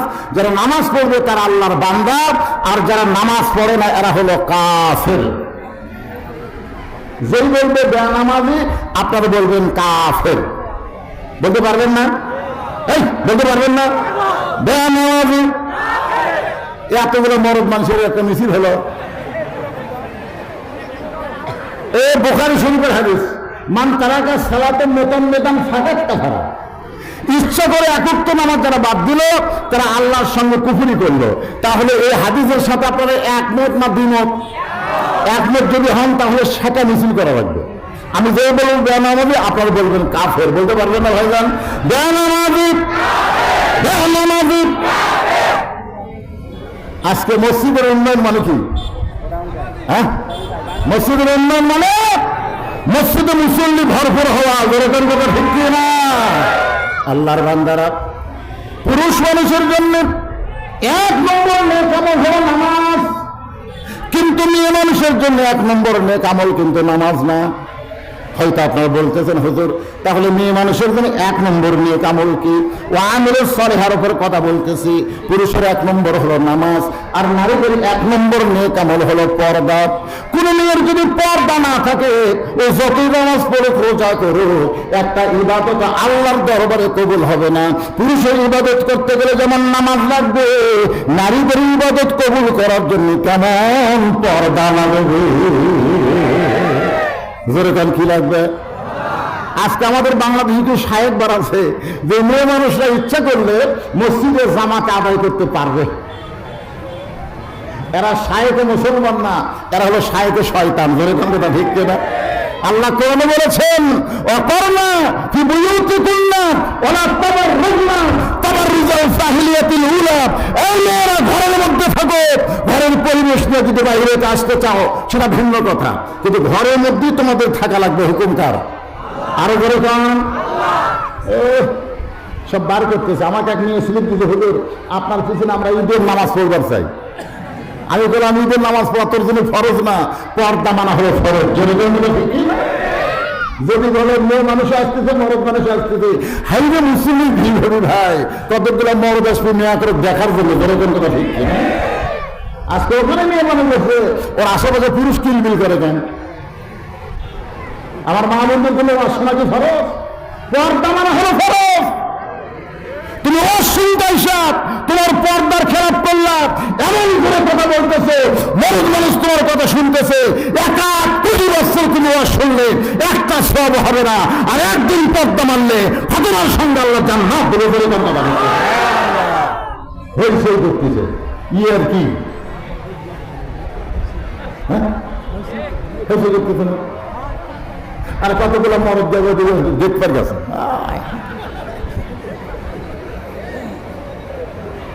আল্লাহ রাসূল বললেন, ফাতেমা তুমি মেয়ে নবীর মেয়ে হওয়ার কারণে আল্লাহ তোমাকে জান্নাত দিবে, এই কথা কখনোই তুমি মনে করবে না। তোমার বাবা বিশ্ব নবী, তোমার বাবা শ্রেষ্ঠ নবী, এই কারণে আল্লাহ তোমাকে জান্নাত দেবে, এটা কখনোই মনে রাখবে না। ফাতেমা বললেন, বাবা তাহলে জান্নাত পাইতে গেলে কি করা লাগবে? আল্লাহ রাসূল বলেন, ফাতেমা জান্নাতে যদি যাবার চাও, জান্নাতের আমল করে তোমাকে জান্নাতে যেতে হবে। ফাতেমা বললেন, বাবা নারীদের জন্য জান্নাতের আমল কি? নারীরা জান্নাতে হবে এই জন্য নারীদের আমল কি? আল্লাহ রাসূল বললেন, আমল মাত্র 4টা। 1 নম্বর আমল হলো নামাজ, 2 নম্বর আমল হলো রমজান মাসের রোজা, 3 নম্বর আমল হলো স্বামীর কথা মতো চলা, আর 4 নম্বর আমল হলো পর্দার ভিতরে থাকা। এই 4টি আমল যদি মেয়েরা করতে পারে, আল্লাহ খুশি হয়ে 8টা জান্নাতের দরজা খুলে দিবে। রাসূল বলেন, ফাতেমা এই 4টা আমলের মধ্যে 1 নম্বর গুরুত্বপূর্ণ আমল হলো পর্দা। 1 নম্বর গুরুত্বপূর্ণ আমলের নাম কি? একটু জোরে বলেন। পর্দা। এখন বলেন, এই পর্দা মেয়েরা করবে, কিন্তু পর্দার ব্যবস্থা করতে পুরুষের দায়িত্ব আছে না নাই? এরকম আছে না নাই? আপনারা যদি এখানে মেয়েদের এখানে বসার ব্যবস্থা না করতেন, মেয়েরা কি আসতো? আসতো। কিন্তু আপনারা বসার ব্যবস্থা করছেন, কিন্তু পর্দা মতো এদেরকে বসার ব্যবস্থা করতে পারেননি। হয়তো বলছেন, চারিদিকে তো কাপড় দিয়ে দিছি, তাও তো পর্দা হয়ে গেল। তাহলে পর্দা হলো না, তাহলে পর্দা হলো না। পর্দা সম্পর্কে গুরুত্বপূর্ণ তথ্য আজকে আপনাদের সামনে বলতেছে। আমার মা বোনেরা যদি ভালো হয়ে যায়, আমরা ভবিষ্যৎ জেনারেশন ভালো পাবো। যেরকম কথা ঠিক কিনা? আপনারা বলেন তো, বর্তমান ছেলেরা এত দুষ্ট হওয়ার কারণ কি? না, বর্তমান বাচ্চারা এত দুষ্ট হওয়ার কারণ আমি হিসাব করে দেখছি। আমার দাদি আমারে বলছে, তুই যখন দুনিয়াতে আসতেছিস তখন তোকে টানা বার করতে গিয়ে তোর মাথা লম্বা হয়ে গেছিল, পরে আমরা মাথা থাবড়ে থাবড়ে ধন করছি। আপনারা বলেন তো, বর্তমানে কোনো সন্তান আসতে টানা বার করা লাগে? পেট কাটে বার করে। যেরকম কথা ঠিক কিনা? সত্যি কথাকে জানেন, যারা সিজার করায় এখানে টাইমলি তাদের বাচ্চা আসে না, কিছুক্ষণ আগে আসে, 1 দিন 2 দিন আগে তাদের পেট কাটা ওটা বার করা লাগে। এখন পেট কাটার পরে দেখে বাচ্চার ঘুমই ভাঙেনি। ডাক্তারের কাছে পেট তো কাটা হলো, ঘুম তো ভাঙলো না, কি করা যায়? তখন ওরা মিটিং করে, ওরা বলে পেটের মধ্যে বাড়ি করে একটা ঘুরে নিত। তখন ওই বাচ্চারা বের করে এরকম একটা ঘুরেন দেয়, ঘুরেন যেই দেয় তখন করে কেন্দ্র ওঠে, মাথাতে একটা ঝাঁকি খায়, ওই ঝাঁকিতে বাচ্চা মরা পর্যন্ত অস্থির হয়ে যায়। অস্থির। এখনকার বাচ্চারা স্থির না অস্থির? হ্যাঁ। আমার মায়েরা মনোযোগ দিয়ে শোনেন, কি বলবো প্রসবের কথা, মা দিলে সেই ব্যথা কেউ তো বুঝবে না। মাজন ঠেকিয়া সন্তানের দায়, অকালে মা মারা যায়, কেন সে মায়ের ভক্তি করো না। পদ্মানিশী মেয়েদেরকে যদি বলা হয় সিজার করে বাচ্চা হবে, মেয়েটা বলবে আমাকে সিজার কে করবে? স্বামী যদি বলে পুরুষও করতে পারে, নারী ডাক্তারও করতে পারে, পুরুষও করতে পারে, নারীও করতে পারে, ওই পদ্মানিশী মেয়ে বলবে মরে যাব, কিন্তু একটা পরপুরুষ আমার নাভির কাছে কাটবে, আমার চেহারা দেখবে, আমার শরীর দেখবে, এইটা আমি দেখাবার পারবো না। আল্লাহ কয় তোকে সিজার করা লাগবে না, তুই পর্দার মধ্যে যদি থাকতে পারিস, আমি আল্লাহ নরমালে তোকে একটা বাচ্চা দিয়ে দিব। আজও বাংলাদেশে অনেক মায়েরা সিজার করে না, খালি পর্দা খেলাফের ভয়। যেরকম কথা ঠিক নেই। আর আমাদের ঘরে পেটের বাচ্চা আসলে 1 পা হাসপাতালে দিয়ে থাকছে। এই বাচ্চাগুলো কোনদিন ভালো হবে না, এরা অস্থির হবে, এরা মসজিদের মধ্যে গিয়েও থাকতে চাবে না, খালি বার হওয়ার জন্য ধান্দা করবে। যেরকম ঠিক কিনা? আমরা আগে জুমার নামাজ পড়ে সালাম ফিরানোর পরে হুজুর মোনাজাত করতে, আমরা সেই মোনাজাতে থাকতাম। আর এখনকার ফতুয়া দিতে মোনাজাত তো নামাজের অংশ না, খালি সালাম ফিরে কার স্যান্ডেল কুড়ি লাগতে পারে, এরা বাড়ির দিকে আসে। এরা ক্লাস করে যায়, ঘন্টার পর ঘন্টা গল্প করে, আর মসজিদের মধ্যে 5 মিনিট জন্য যায় 10 বার ঘুরি দেখে। জোরে কথা ঠিক কিনা? আমরা কি চাই আমাদের ভবিষ্যৎ জেনারেশন এরকম থাক? না। যদি আমরা ভালো সন্তান চাই, তাহলে একটা ভালো মায়ের দরকার। আর একটা ভালো মা যদি আমরা সমাজে চাই, একটা পর্দানিশী মায়ের দরকার। আমার মায়েরা যারা পর্দার অন্তরালে একটু মনোযোগ দিয়ে শোনেন, এই পৃথিবীতে যিনি সবচাইতে পর্দানিশী ছিলেন তার নাম হলো ফাতেমা। একদিন গভীর রাত্রে মা খাদিজাতুল কুবরা আল্লাহ নবীর ডান হাত কানা বুকের মধ্যে নিয়ে ফোফায়া ফোফায়া কাঁদতেছে। রাসূল বলে, খাদিজা, দুনিয়ার সবাই ঘুম পাড়তেছে আর আপনি এমন করে কাঁদতেছেন। খাদিজা বলে, রাসূলুল্লাহ, যে কোনো সময় আমার মৃত্যু হবে, যে কোনো সময় মৃত্যু হবে হুজুর, আপনি কি বলবেন না মরার পরে আমার সুখবর কি? রাসূল বলেন, খাদিজা, মরার পরে আপনার সুখবর হলো এই দুনিয়াতে 10 জন নারীকে আল্লাহ জান্নাতের সার্টিফিকেট দিয়েছে, আপনি হলেন তার মধ্যে 1 নম্বর। খাদিজা চমকে বলতেছে, হুজুর, আমি না জানি 10 জন পুরুষকে আল্লাহ জান্নাতের সার্টিফিকেট দিয়েছে। আল্লাহ রাসূল বলে, খাদিজা, 10 জন পুরুষের 1 নম্বর হলো আবু বকর, আর 10 জন নারীর 1 নম্বর হলো খাদিজাতুল কুবরা। আর কান্না আছে। মা খাদিজা খালি মুচকি মুচকি হাসতেছে। রাসূল বলে, খাদিজা, মুচকি মুচকি হাসার কারণ কি? বলে, আল্লাহ আমাকে 1 নম্বর জান্নাতে ঘোষণা করছে। মনের মধ্যে একটা আনন্দের ঢেউ খেলতেছে। আল্লাহ রাসূল বলে, খাদিজা, আপনি যদি জান্নাতের 1 নম্বর হন, তাহলে 2 নম্বর কে হলে ভালো হয়? পুরুষের মধ্যে 1 নম্বর আবু বকর, 2 নম্বর ওমর, 3 নম্বর ওসমান, 4 নম্বর আলী। তাহলে মেয়েদের মধ্যে 1 নম্বর খাদিজা, 2 নম্বর কে হলে ভালো হয়? আল্লাহ রাসূল কিন্তু নিজের বিবিদের সঙ্গে মশকরা করতে ভালোবাসতেন। সুবহানাল্লাহ। আল্লাহ রাসূল বলতেন, আমি যখন আমার বিবির কাছে আসি তখন আমি কোনোদিন নবী থাকি না, আমি পৃথিবীর শ্রেষ্ঠ স্বামী হওয়ার চেষ্টা করি। সুবহানাল্লাহ। রাসূল বলেছেন, আমি যখন আমার বিবিদের কাছে আসি তখন আমি নবী থাকি না, আমি পৃথিবীর শ্রেষ্ঠ স্বামী হওয়ার চেষ্টা করি। কারণ আল্লাহ কোরআনে বলেছেন, হুন্না লিবাসুল লাকুম ওয়া আনতুম লিবাসুল লাহুন্না। স্বামী হলো বিবির পোশাক, বিবি হলো স্বামীর পোশাক। আমার বউ একলাই সেহরি পাক করবে আর আমি আরামে ঘুম পাড়বো, এমন স্বামী আমি না। আমার বউ যে কষ্ট করতেছে তার কষ্টটা অর্ধেক ভাগ আমি নেব। গরিবের কথা ঠিক না? মা আয়েশা খাবার বারে রাসূল মশকে করে পানি নিয়ে আসে, বিশাল পানির মশক, মশক মানে পানির পাতিল, রাসূল মাথাত করে নিয়ে আসতেছে। মা আয়েশা নবীর সামনে দাঁড়িয়ে বলে, ইয়া রাসূলুল্লাহ, আপনি হলেন আল্লাহর শ্রেষ্ঠ নবী। রাসূল বললেন, নবী হিসেবে যেমন শ্রেষ্ঠ, স্বামী হিসেবেও তেমন শ্রেষ্ঠ হবার চাই। বলে যান সুবহানাল্লাহ। তুমি কষ্ট করবা আর আমি আরামে খাবো, এমন স্বামী আমি না। আর আমরা নবীর উম্মতের আরামে ঘুম পাড়ি, বউ সেহরি পাক করে, পাক শেষ হলে ভয় করে, ডাক দিব না দেরি করবো। চাঁড়ার মার্কা, যেরকম কি মার্কা? চাঁড়ার মার্কা। ও রোজা থাকতে চায় না তো, বই জোর করে রাখা। খাবার সময় দেখবেন লবণের দোষ ধরছে, ঝালের দোষ ধরছে, এগুলো খাওয়া যায়, এগুলো খাওয়া থাকে না। এরকম চাঁড়ার মার্কা স্বামী আছে, কথা বল না, আছে না? আর মা আয়েশা বলেন, 2 তরকারি নবীর সামনে খাবার দিলাম, 2 তরকারি নবী চাকলেন, চাকার পরে বলতেছে, এটা তোমরা খাও আর এইটা আমি একলাই খাবো, এত স্বাদের তরকারি তোমাকে দেওয়া যাবে না। এখন বিবিরা চিন্তা করতেছে কি করবো, নবী যখন একলাই খাবে। সমস্ত তরকারি খাওয়ার পরে বাকি যখন চাটা খায়, আয়েশা বলে, হুজুর সবই খাবেন, চাটাও খাবেন? রাসূল বলে, চাটা খাওয়া শূন্য। সামান্য একদিকে লাগাইছিল, মা আয়েশা ওইটার মুকুট দিয়ে দেখে লবণও নাই, ঝালও নেই। ইয়া রাসূলুল্লাহ, লবণ হয়নি, ঝাল হয়নি, আপনি সব খালেন। বলে, তোমরা খাইলে দুর্নাম হতো, দরকার কি? আমি খাইছি, দুর্নামটা আমি একাই ভিতরে হজম করছি। আমরা সামান্য দোষ পাইলে বউরে যাতাই করে, আর নবী লবণও দেয়নি, ঝাল দেয়নি, একাই খাইছে, তাও বলেনি জোরে করে সুবহানাল্লাহ। খালি টুপি মাথার দিলে নবীর সুন্নাত হয় না, নবীর আদর্শকে গ্রহণ করা হলো নবীর সুন্নাত। যেরকম কথা ঠিক কিনা?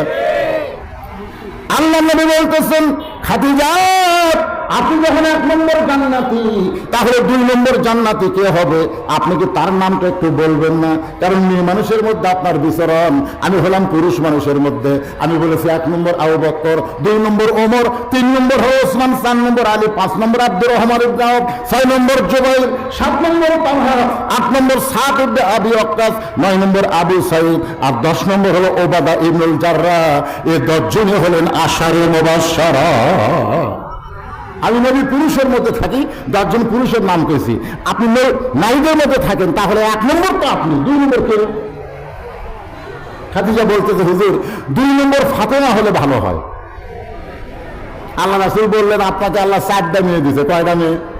এই কথা কোন কয় মেয়ে? কুলসুমা, জাইনাব, রোকেয়া, ফাতেমা। তা আপনি ওই তিনটা মেয়ের কথা না বলে আপনি সরাসরি ফাতেমার কথা বলতেছেন, কারণ কি? মা খাদিজা বললেন, এ রাসূলুল্লাহ, আপনি আল্লাহর নবী হতে পারেন, আপনি একজন বাবা কোন সন্তান কেমন এটা কোনোদিন বলতে পারবে না, কারণ বাবা আনন্দে মাতিয়া সাগরে ভাসাইয়া সেই যে চইলা যায় খবর লয় না, মাজন ধরিয়া উদরে কত কষ্ট করে 10 মাস পরে পায় প্রসবের বেদনা। কোন সন্তান কেমন এটা কেউ না জানলে মা জানে। মার কারণে সন্তান আল্লাহর ওলি হয়, আবার মায়ের কারণে সন্তান শয়তান হয়, মায়ের কারণে। তো আমার 4টে মেয়ে, এই 4টা মেয়ের মধ্যে কোন মেয়ে কেমন এটা আপনি জানার চাইতে হ্যাঁ ভালো জানি। আল্লাহর নবী ফাতেমা কেমন এমন মনে হয় 2 নম্বর আল্লাহ ফাতেমার নামটাই ঘোষণা করলে ভালো। আল্লাহ রাসূল বললেন, খাদিজা আপনি যতই 2 নম্বর খান, ফাতেমা তো জান্নাতি নয়। খাদিজা বলেন, রাসূলুল্লাহ ফাতেমা যদি জান্নাতি না হয় তাহলে ফাতেমার খবর কি? রাসূল বললেন, সাইয়্যিদাতুন নিসা আহলুল জান্নাহ ফাতেমাতুজ জোহরা। ফাতেমা কোনো নম্বরের মধ্যে নাই, ফাতেমা হলো সমস্ত জান্নাতি নারীদের নেত্রী। ওখানে আপনার খাওয়া আছে? খাদিজা বলতেছে ওই জায়গাটা আপনার খাওয়া আছে? আপনি নম্বরের মধ্যে আছেন, আর ফাতেমা কোনো নম্বর নাই। ফাতেমা হলো সমস্ত জান্নাতি নারীদের নেত্রী। খাদিজা বলতে, হুজুর আমি হলাম মা, আমাকে আল্লাহ বাদ দিয়া মেয়েকে জান্নাতের নেত্রী বানালো, এটা কি আল্লাহ ঠিক হলো? রাসূল বললেন, তুমি মেয়ে মানুষ দেখে এই কথা বলতেছো, তুমি যদি পুরুষ হইতে তাহলে এই কথা বলতে না। কারণ আমি নবী জানি মেয়ে মানুষের হিংসা বেশি। একজন যদি বারবার প্রধানমন্ত্রী হয়, আর একজন চিকিৎসার জন্য যদি বিদেশে যাবার চায়, তাও জবাব দিবি না। জনগণ কথা ঠিক না, তো দেশত ন তোর বাইরে যাওয়া চলবে না। আই রে হাই, এরকে কলজা খালি হিংসা ভরা, জনগণ কি ভরা, হাই রে ভাই। কোনোদিন আপনারা দেখবেন না জামাই শ্বশুরের যুদ্ধ, কোনোদিন আপনারা পাবেন না, কিন্তু বউ শাশুড়ির যুদ্ধ, জনগণ কথা ঠিক না। আপনার বলেন তো বউ কি মরদ মানুষ? কথা কান না কান, বউ কি মরদ মানুষ? শাশুড়ি কি মরদ মানুষ? তাহলে বউ শাশুড়ির যুদ্ধ হয়, জামাই শ্বশুরের যুদ্ধ কোনোদিন হয় না। কারণ কি? কারণ পুরুষ মানুষের মধ্যে কোনো হিংসা নাই, যত হিংসা নারীদের ভিতরে জনগণ কথা ঢুকছে। আজকে ওয়াজের পরে আর কোনোদিন আমাকে আশীর্বাদ দিবি? আমি আর কবি ওটার দরকার নাই। আসল কথা ভাইজান, বহুত নারী হয়েছে, বহু নারী সম্পর্কে তো নারী সম্পর্কিত কথা হচ্ছে, বহুত নারী হয়েছে। এরা কি সব জায়গায় যাবার করবে? আজকে আইসে, কিন্তু ওরা তো শুনতেছে না। খাদিজা বললেন, রাসূলুল্লাহ কোন আমলের কারণে আল্লাহ আমাকে 1 নম্বর জান্নাতি বললেন, আর ফাতেমাকে জান্নাতি নারীদের নেত্রী ঘোষণা করলেন? এই আমলটা কি আপনি কি একটু বলবেন না? আমি একটু সে আমলটা করতে চাই। রাসূল বললেন, আপনি সে আমল করবার চাইলে আর পারবেন না। যেটা ফাতেমা করছে আপনি করবার চাইলে আর পারবেন না। আচ্ছা, যতদিন চাকরি ছিল ততদিন ঘুষ আছিল, যতদিন চাকরি আছিল ততদিন কি আছিল? ততদিন তওবা করিনি। যে চাকরি রিটায়ার হচ্ছে তখন নামাজ বলতেছে, আল্লাহ আমি আর ঘুষ খাবো না, আল্লাহ আমি আর ঘুষ খাবো না। আর কান্দের ফেরেশতাকে আল্লাহ একটি লাঠি মারবো। যতদিন ঘুষের চাকরি করছে ততদিন শালা তওবা করেনি। যখন দেখেন চাকরি নেই তখন আমি ঘুষ দেবো, তুই ঘুষ দিবি করে। যখন জুয়ানো ছিল তখন চুরি করার তওবা করবি, যখন বুড়া আছে তখন আল্লাহ আমি আর চুরি করবো না, আল্লাহ তুই চুরি করবো, তুই হাততালি পারিস না। রাসূল বলেন, খাদিজা আপনি আমল করতে চাইলে সে আমল করতে পারবেন না, কারণ আপনার এমন বয়স হয়ে গেছে। এই বয়সে, এই বয়স কি, এই বয়সটা আপনার জন্য পর্দা তেমন গুরুত্ব নেই। 50 বছরের আমের গাছের গোড়াত তো বেড়া দেয়? 50 বছর গাছের বয়স, গাছের গোড়াত বেড়া দিচ্ছে। একজন বলে, ভাই বেড়া দিচ্ছেন কেন? সতর্ক ভাই, যদি গরু ছাগল খায়। লোকটা বলে পাগলা, গরু ছাগল গাছের তল দিয়ে যাবি, ঘৃণা করে গাছের দিকে তাকাবি না। জোরে কর কথা ঠিক করে, বেড়া যদি দিবার চাস ওই লকা পাতা বাড়াছে ওই গাছের বেড়াতে। রাসূল বলে খাদিজা আপনি হলেন 50 বছরের আমের গাছের মতো, আপনার আর পর্দার দরকার নেই। ফাতেমা হলেন লকা গাছের মতো, ওকে বেড়ার মধ্যে রাখতে হবে। জোরে কর কথা ঠিক না? সে আমল করবার চাইলে আপনি পারবেন না। ও খাদিজা, কোন আমলের কারণে ফাতেমাকে আল্লাহ জান্নাতে নেত্রী বানাইলো, এই আমল সম্পর্কে যদি জানতে চান তাহলে আপনাকে আমি 2টা প্রশ্ন করব। 1 নম্বর প্রশ্ন হলো, আপনি কি বলতে পারেন কত বছর বয়সে ঈমান গ্রহণ করছেন? খাদিজা বলে রাসূলুল্লাহ আমার যখন 55 বছর বয়স তখন আমি ঈমান গ্রহণ করেছি। রাসূল বলে খাদিজা ঈমান গ্রহণ করার আগে আপনি কি ছিলেন? খাদিজা বলে হুজুর ঈমান গ্রহণ করার আগে আমি কাফের ছিলাম। আল্লাহ রাসূল বলে খাদিজা আপনার হায়াতের 55 বছর আপনি কুফরে হালে কাটাইছেন, এখন আপনি বলেন তো আপনার ফাতেমা কত বছর কুফর হালে কাটাইছে? খাদিজা বলতেছে জান্নাতি জান্নাতি, ফাতেমা জান্নাতি হয়ে জন্মগ্রহণ করেছে। দেখেন 1 নম্বরে আপনি নাই, আপনি 55 বছর কাফের আর ফাতেমা হওয়ার সাথে সাথেই জান্নাত। 2 নম্বর প্রশ্ন হলো আপনার নাকের সাইজ কেমন, আপনার দাঁতের সাইজ কেমন, আপনার গায়ের রং কেমন? এটা দুনিয়ার কত পুরুষ বলতে পারে? খাদিজা বলতে তো হুজুর 40 বছর বয়সে আপনাকে যখন আমি স্বামী হিসাবে গ্রহণ করি ওই সময় মক্কার সবচাইতে ধনবতী রমণী আমি ছিলাম। এই ধনবতী হওয়ার পিছনে কারণ হলো আমার বাবার অঢেল ব্যবসা ছিল, এই ব্যবসাগুলো আমি দেখাশোনা করতাম। এই ব্যবসা দেখাশোনা করার সময় অনেক পুরুষের সাথে আমার লেনদেন হয়েছে। ওই পুরুষের আমার নাকের সাইজ কেমন, আমার দাঁতের সাইজ কেমন, আমার গায়ের রং কেমন বলতে পারে? আল্লাহ নবী বললেন খাদিজা এখন বলেন তো ফাতেমার দাঁতের সাইজ কেমন, ফাতেমার নাকের সাইজ কেমন, ফাতেমার গায়ের রং কেমন? এটা দুনিয়ার কত পুরুষ বলতে পারে? খাদিজা কান্দের বলে নবী গো পর্দানিশী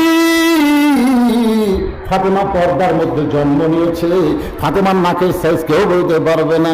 নবী ডাকতে বলে খাদিজা ফাতেমা শুধু পর্দার মধ্যে জন্ম নেয় নাই, ফাতেমা পর্দার মধ্যে বড় হবে। আমি রাসূল বলতেছি একদিন গভীর রাত্রে ফাতেমা এই পর্দার ভিতরেই দুনিয়া থেকে বিদায় নেবে। আজকে মরার পরে আমরা মেয়েদেরকে 5 কাপড় দিই, এমনকি লাশটা পর্যন্ত চাদর দিয়ে ঢাকা রেখি।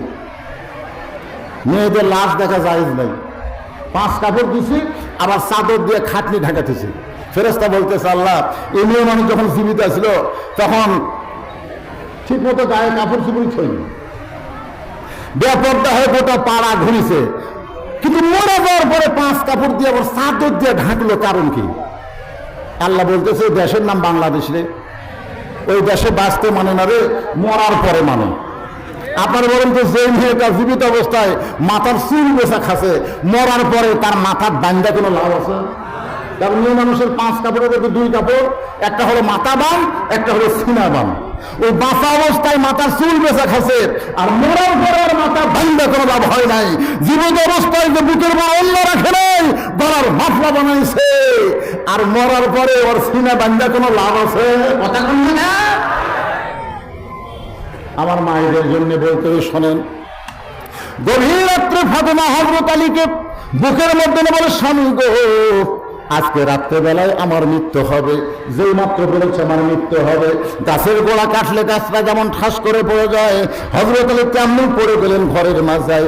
মা ফাতেমা মুচকি মুচকি হেসে ওই স্বামীর মাথাটা উরাতের উপরে নিয়ে তখন একটা চুম্বন দিয়ে বলেন স্বামী গো এতদিন আমি জানতাম আপনি হলেন আসাদুল্লাহিল গালিব, এতদিন আমি বিশ্বাস করতাম আপনি হচ্ছেন জ্ঞানের সম্রাট। আপনারা বলেন তো হযরত আলীর চাইতে বড় বীর কেউ দুনিয়াতে ছিল? হযরত আলীর চাইতে বড় জ্ঞানী কেউ দুনিয়াতে নাই। আল্লাহ রাসূল বলেছেন আলী আসাদুল্লাহিল গালিব, রাসূল বলেছেন আনা মাদিনাতুল ইলমে ওয়া আলী ও বাবুহা। দুনিয়ার সমস্ত বীরের চাইতে বড় বীর হযরত আলী, দুনিয়ার সমস্ত জ্ঞানীর চাইতে বড় জ্ঞানী হযরত আলী। কিন্তু যেই মাত্র শুনেছে গভীর রাত্রে ফাতেমা মৃত্যুবরণ করবে, শোনার সঙ্গে সঙ্গে ঘরের মাঝায় পড়ে যায়। মা ফাতেমা মুচকি মুচকি হেসে স্বামীর কপালে একটা চুম্বন দিয়ে বলে স্বামী গো এমন করে আপনি কাঁদবেন না, আমি মরে যাওয়ার পর আমার 3টা চাওয়া আপনাকে পুরা করা লাগবে। আমি মরার পরে আমার 3টা চাওয়া পুরা করা লাগবে। আলী কান্দর বলে, ফাতেমা দুনিয়াতে গরিব ছিলাম বলে তুমি কিছুই চাইলা না, আর মরার পরে তুমি কি চাইবা ফাতেমা? আপনার বলেন তো, হযরত আলী গরিব ছিল না ধনী ছিল? এত গরিব ছিল। একদিন নবী ফাতেমার ঘরের মধ্যে ঢুকে দেখে ফাতেমা কাঁদতেছে। রাসূল বলে, ফাতেমা কি কারণে কান্দো? ফাতেমা বলে, বাবা এমন একটা গরিবের সঙ্গে আমার বিয়ে দিয়েছেন বাবা, আপনি ঘরে দেখেন কোনো খাবার নাই, হাসান হুসান ক্ষুধার জ্বালায় কান্দে, বারবার মায়ের কাছে খাবার চায়, কিন্তু আমি খাবার দিবার পারি না। এমন একটা গরিবের সঙ্গে আমার বিয়ে দিয়েছেন যে কোনো কর্ম করতে পারে না, তার কামাই কাজে সহায় সম্পদ নাই। রাসূল মুস্কি হেসে বলে, ফাতেমা ধনী ধনী ছেলেরা তোমাকে বিবাহ করার চাইছিল, কিন্তু আমার আল্লাহ তারা ঘটকানি করার কারণে ওই গরিব আলীর সঙ্গে তোমার বিয়ে দিছি মা। আজকে তুমি শুনে নাও, বাল তুসিরুনা হায়াতাদ দুনিয়া ওয়াল আখিরাতু খায়রুন ওয়া আবকা। এই তুচ্ছ দুনিয়ার মোহে পাগল হইও না। 33 বার সুবহানাল্লাহ, 33 বার আলহামদুলিল্লাহ, 34 বার আল্লাহু আকবার আমল করো, আল্লাহ তোমার আখিরাতকে সুন্দর করে সাজায় দিবে। ফাতেমা শত কষ্টের মধ্যে থাকলেও আলীকে যেন কষ্ট দিও না। তুমি কষ্টে আছো, এই কথা তুমি আলীর কাছে প্রকাশ করো না। আমি তোর বাবা হিসেবে তোমাকে অনুরোধ করতেছি, স্বামীর কষ্ট দিয়ে কোনো বউ জান্নাতে যাওয়ার পারবে না। আল্লাহ ছাড়া কাউকে যদি সেজদা দেওয়ার হুকুম থাকতো, তাহলে আমি বলতাম আলীর পায়ে সেজদা কর। সেদিন থেকে ফাতেমা দুনিয়ার জীবনে স্বামীর কাছে আর কিছুই চাই নাই, কিন্তু বলতে চাই মরে যাওয়ার পরে আমার 3টা চাওয়া আপনাকে পুরো করা লাগবে। 1 নম্বর চাওয়া হলো রাতের অন্ধকারেই আমাকে দাফন করা লাগবে। 2 নম্বর চাওয়া হলো আমার লাশটা খাটনিতে তুলবেন না। আমার 3 নম্বর চাওয়া হলো আমার কোনো জানাজার ব্যবস্থা করবেন না। 1 নম্বর চাওয়া রাতের বেলায় মৃত্যু, রাতের বেলায় দাফন। 2 নম্বর চাওয়া হলো আমার লাশ খাটনির তোলা চলবে না, কারণ 4 জন মানুষ খাটনি নিবে, তেমন 4 জন মানুষ ফাতেমার দুনিয়াতে নাই।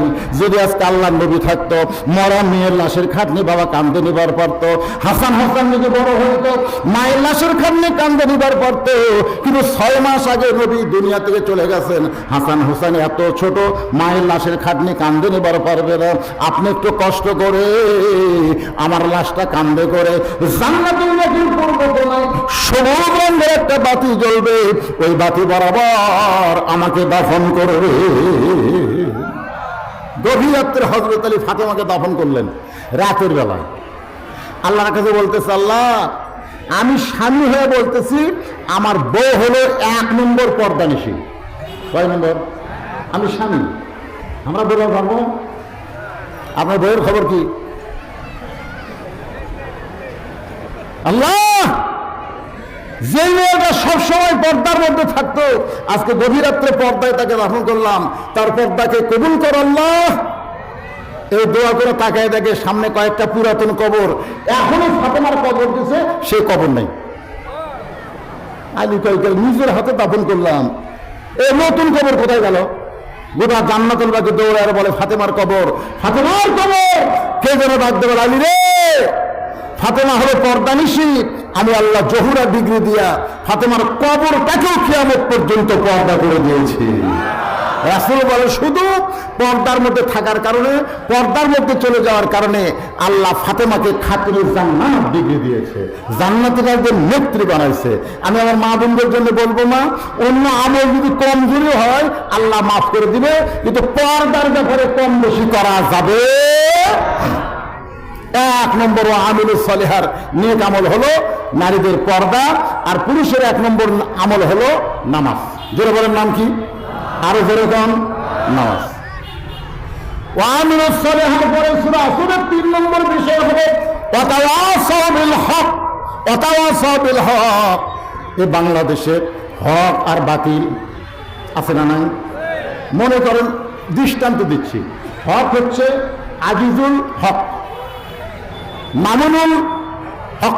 একেবারে এর পিছনে হক আছে না নাই? কথা কন না কেন? আজিজুল, মামুনুল। আপনার বলেন তো এই হকের খবর কি? হকের খবর হচ্ছে বউলে ধরা পড়ে।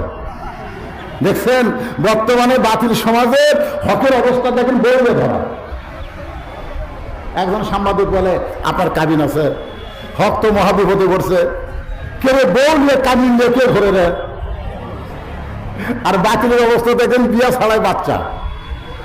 শাকিব খান যেরকম কিং খান, বিয়া ছাড়াই একটু বাচ্চা, বিয়া ছাড়াই বুবলি বাচ্চা।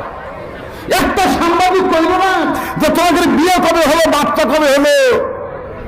বাংলাদেশের শাকিব খানকে কোনোদিন পুলিশ ধরলো না। আসলে বর্তমান যদি কোরআনের হক থাকতো তাহলে শাকিবের মতন লুচ্চারা বাংলার জমিনে থাকতে পারতো না। কিন্তু আজকে বাতিল চলার কারণে হকের অবস্থা কি? দেশে আইল কলিকাল, ভেড়া চাটে বাঘের গাল, হক কথা বললে তোমায় মারবে রে, হক কথা বললে তোমায় জেলে দিবে রে। আসলে 3 নম্বর বিষয় হলো তাওয়াসসাবিল হক। হক কথা বলতে হবে, হক পথে চলতে হবে। হকের পথে চলতে গিয়ে যদি মৃত্যু আপনার সামনে আসে, মৃত্যুকে বরণ করা হবে, কিন্তু হক ত্যাগ করা যাবে।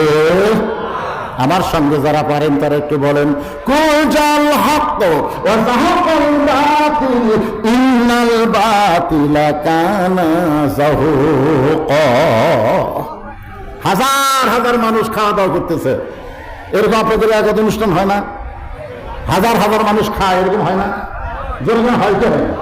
আমাদের এলাকায় কোনো মানুষ মারা গেলে তার ছেলেরা যদি খুব ধনী হয় তাহলে গরু টরু জব করে হাজার হাজার মানুষকে খিলাই। আপনার এলাকাতে এরকম আছে? আমি হকের উপর ওয়াজ করতেছি, তাওয়াসসাবিল হক। মনোযোগ দিয়ে শোনেন, মনোযোগ না দিলে দিনের মাহফিল বুঝতে পারবেন। রাতের মাহফিল একটা আলাদা।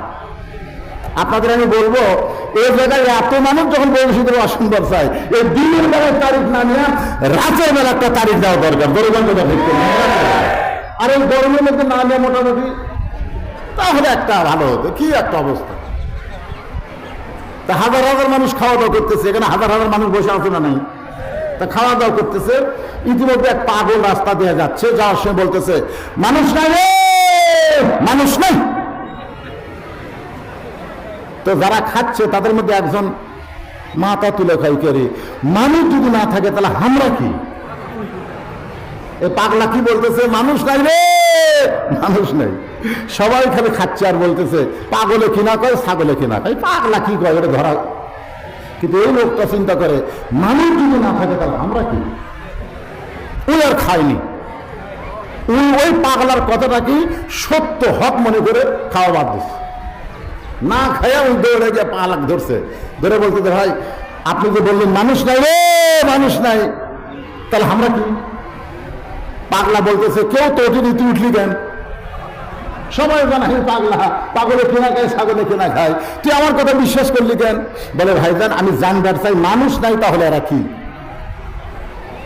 বলে, তুই কি দেখবার চাস না শুনবার চাস? যে লোকটা উঠে পাগলের কাছে গেছে, পাগল তাকে বলতেছে, তুই কি দেখবার চাস না শুনবার চাস? বলে, সারা জীবন তো শুনেছি ভাই, খুব একটা বিশ্বাস হয় না, একটু দেখবার চাই। যেরকম কি করবার চাই? সারা জীবন আমরা কোরআনের ওয়াজ শুনেছি, যেরকম কথা ঠিক কিনা? কিন্তু কি একটু দেখার দরকার আছে না নাই? কথা কোন দেখার দরকার আছে না নাই? সারা জীবন শোনার জন্য আল্লাহ কোরআন বাংলাদেশে দেয় নাই। কোরআনকে বাস্তব জীবনে দেখতে গেলে এ কোরআনেই চলতে হবে, কোরআন আন্দোলন করতে হবে, বাতিল বিরুদ্ধে আমরণ যুদ্ধ ঘোষণা করা লাগবে। দরকার কথা দেখতে সে নিয়ত আছে। লোকটা বলে, ভাইজান আমি একটু দেখবার চাই। বলে, তাহলে চলো একটু সাইডে চলো। এবার সাইডে গিয়ে এরকম বাম হাত আলোক করছে, বলে নিজে তাকায় দেখ। ও এখন তাকায় দেখতেছে 15-20 জন মানুষ, বাদ বাকি হাজার হাজার শিয়াল কুত্তে দেখা যায়। হাজার হাজার মানুষের মধ্যে কয়জন মানুষ? 15-20 জন মানুষ, বাদ বাকি শিয়াল কুত্তে। তখন বলে, কি দেখলাম ভাই? পাগল বলতে জবান বন্ধ। যা দেখছিস দেখছিস বলিস না, বলবার গেলে কুটুম খাবো। আসল কথা বললে তোমায় জেলে দিবে রে, আসল কথা বললে তোমায় ধরবে রে। দেশাইল কলিকাল, ভেড়া চাটে বাঘের গাল, আসল কথা বললে তোমায় মারবে রে। তুমি যেটা দেখছো দেখো, কিন্তু বলো না, খালি বলে দেখো। আমি পাগল বলে আমার কিছু হয় নাই। কি তুমি বললে তো একদিন তো ছাড়বে না, সবাই মিলে ধরবে। বলে ভাইজান বলবো না, কিন্তু দেখলাম কি 15-20 জন মানুষ বাদ বাকি শিয়াল করতে। পাগল বলতেছেন লাকাদ খালাকনাল ইনসানা ফি আহসানি তাকবীম। এরপরে আল্লাহ বলেছেন সুম্মা রাদাদনাহু আসফালা সাফিলিন ইন্নাল ইনসানা লাফি খুসর। নিশ্চয় মানুষগুলো ক্ষতির মধ্যে। এটা কোন মানুষ ক্ষতির মধ্যে? যে মানুষটা মানব রূপী দুনিয়াতে এসে মানবীয় চরিত্র গ্রহণ করলো না, দানবীয় চরিত্র গ্রহণ করেছে।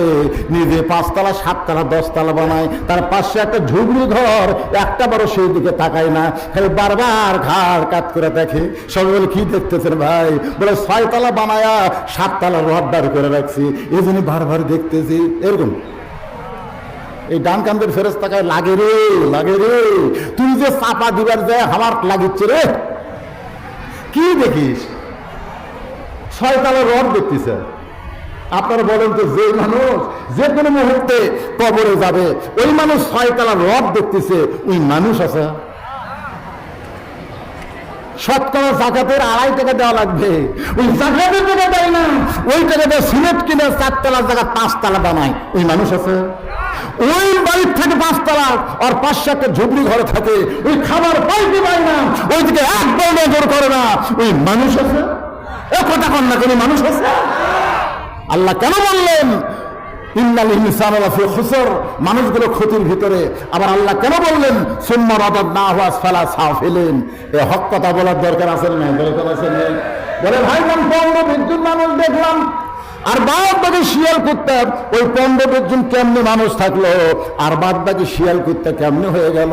এবার পাগল বলতেছে ওই 15-20 জন বিশ্বাস করে খাওয়ানোর মালিককে।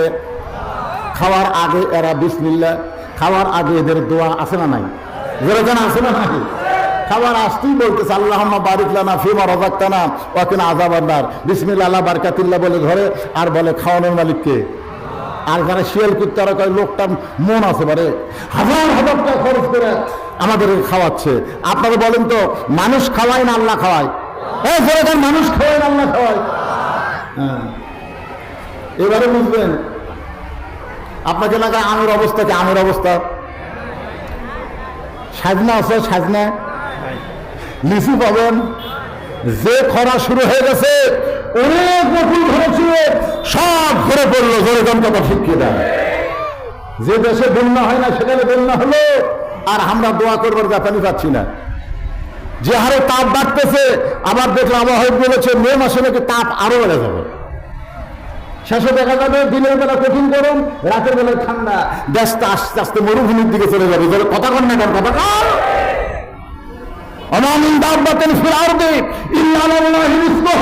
কোন প্রধানমন্ত্রী, কোন অর্থমন্ত্রী, কোন ক্ষেত্রমন্ত্রী মানুষকে খাওয়াতে পারে না। মানুষকে খাওয়ানোর মালিক আমার আল্লাহ।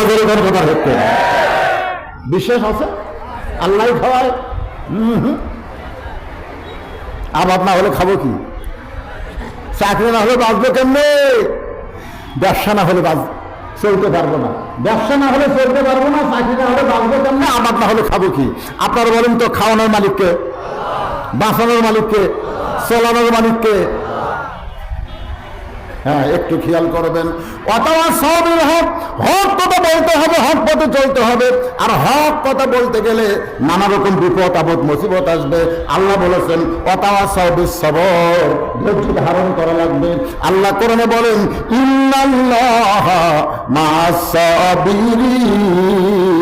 ধৈর্যশীলদের সঙ্গে কে আছে? এজরেগান কে আছে? এই আপনারা গরমের মধ্যে ধৈর্য ধারণ করে আলোচনা শুনতেছেন, এত ধৈর্য ধারণ করতেছেন, শরীর ঘামা যাচ্ছে, গরম লাগতেছে, এরপরেও আপনারা কথাবার্তা শুনতেছেন। এই ধৈর্যশীলদের সঙ্গে কে আছে? কথা কন না কেন? আপনারা অধৈর্য হয়ে রাস্তায় ঘোরাঘুরি করতেছে, আইরে বাতাস পাচ্ছি না, গরম লাগতেছে। আল্লাহ কই তুই আরো অশান্তির মধ্যে ভুগবি, কারণ তোর সঙ্গে হানি নাই। অধৈর্যের সাথে শয়তান আছে, আর ধৈর্যশীলদের সঙ্গে কে আছে? তাহলে ধৈর্য ধারণ করার দরকার আছে না নাই? কোনোদিন বাচ্চা হয়নি, এবার প্রথম মায়ের বাচ্চা হবে।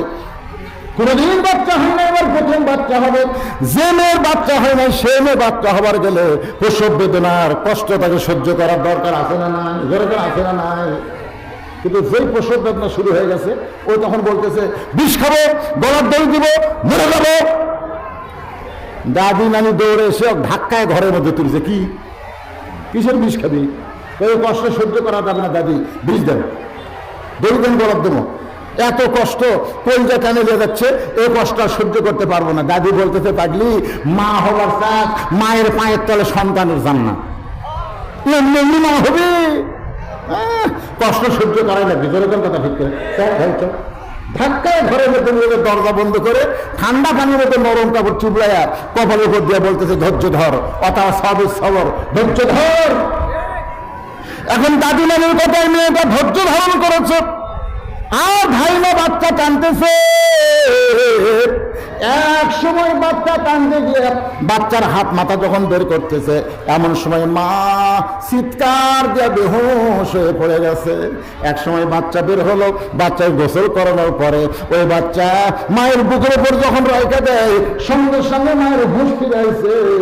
মা বাচ্চাকে হাত দিয়ে বুকের মধ্যে নিয়ে চুমা খায়। দাদিনী বলতেছে লাত্তি মার, একে লাত্তি মাইরে ফেলাতে, এই জন্যই গলার দড়ি দেবার চাইলি, এই জন্য বিষ খাবার চাইলি, আর বুকের মধ্যে নিয়ে চুমা খাস কারণ কি ফাইলা দে।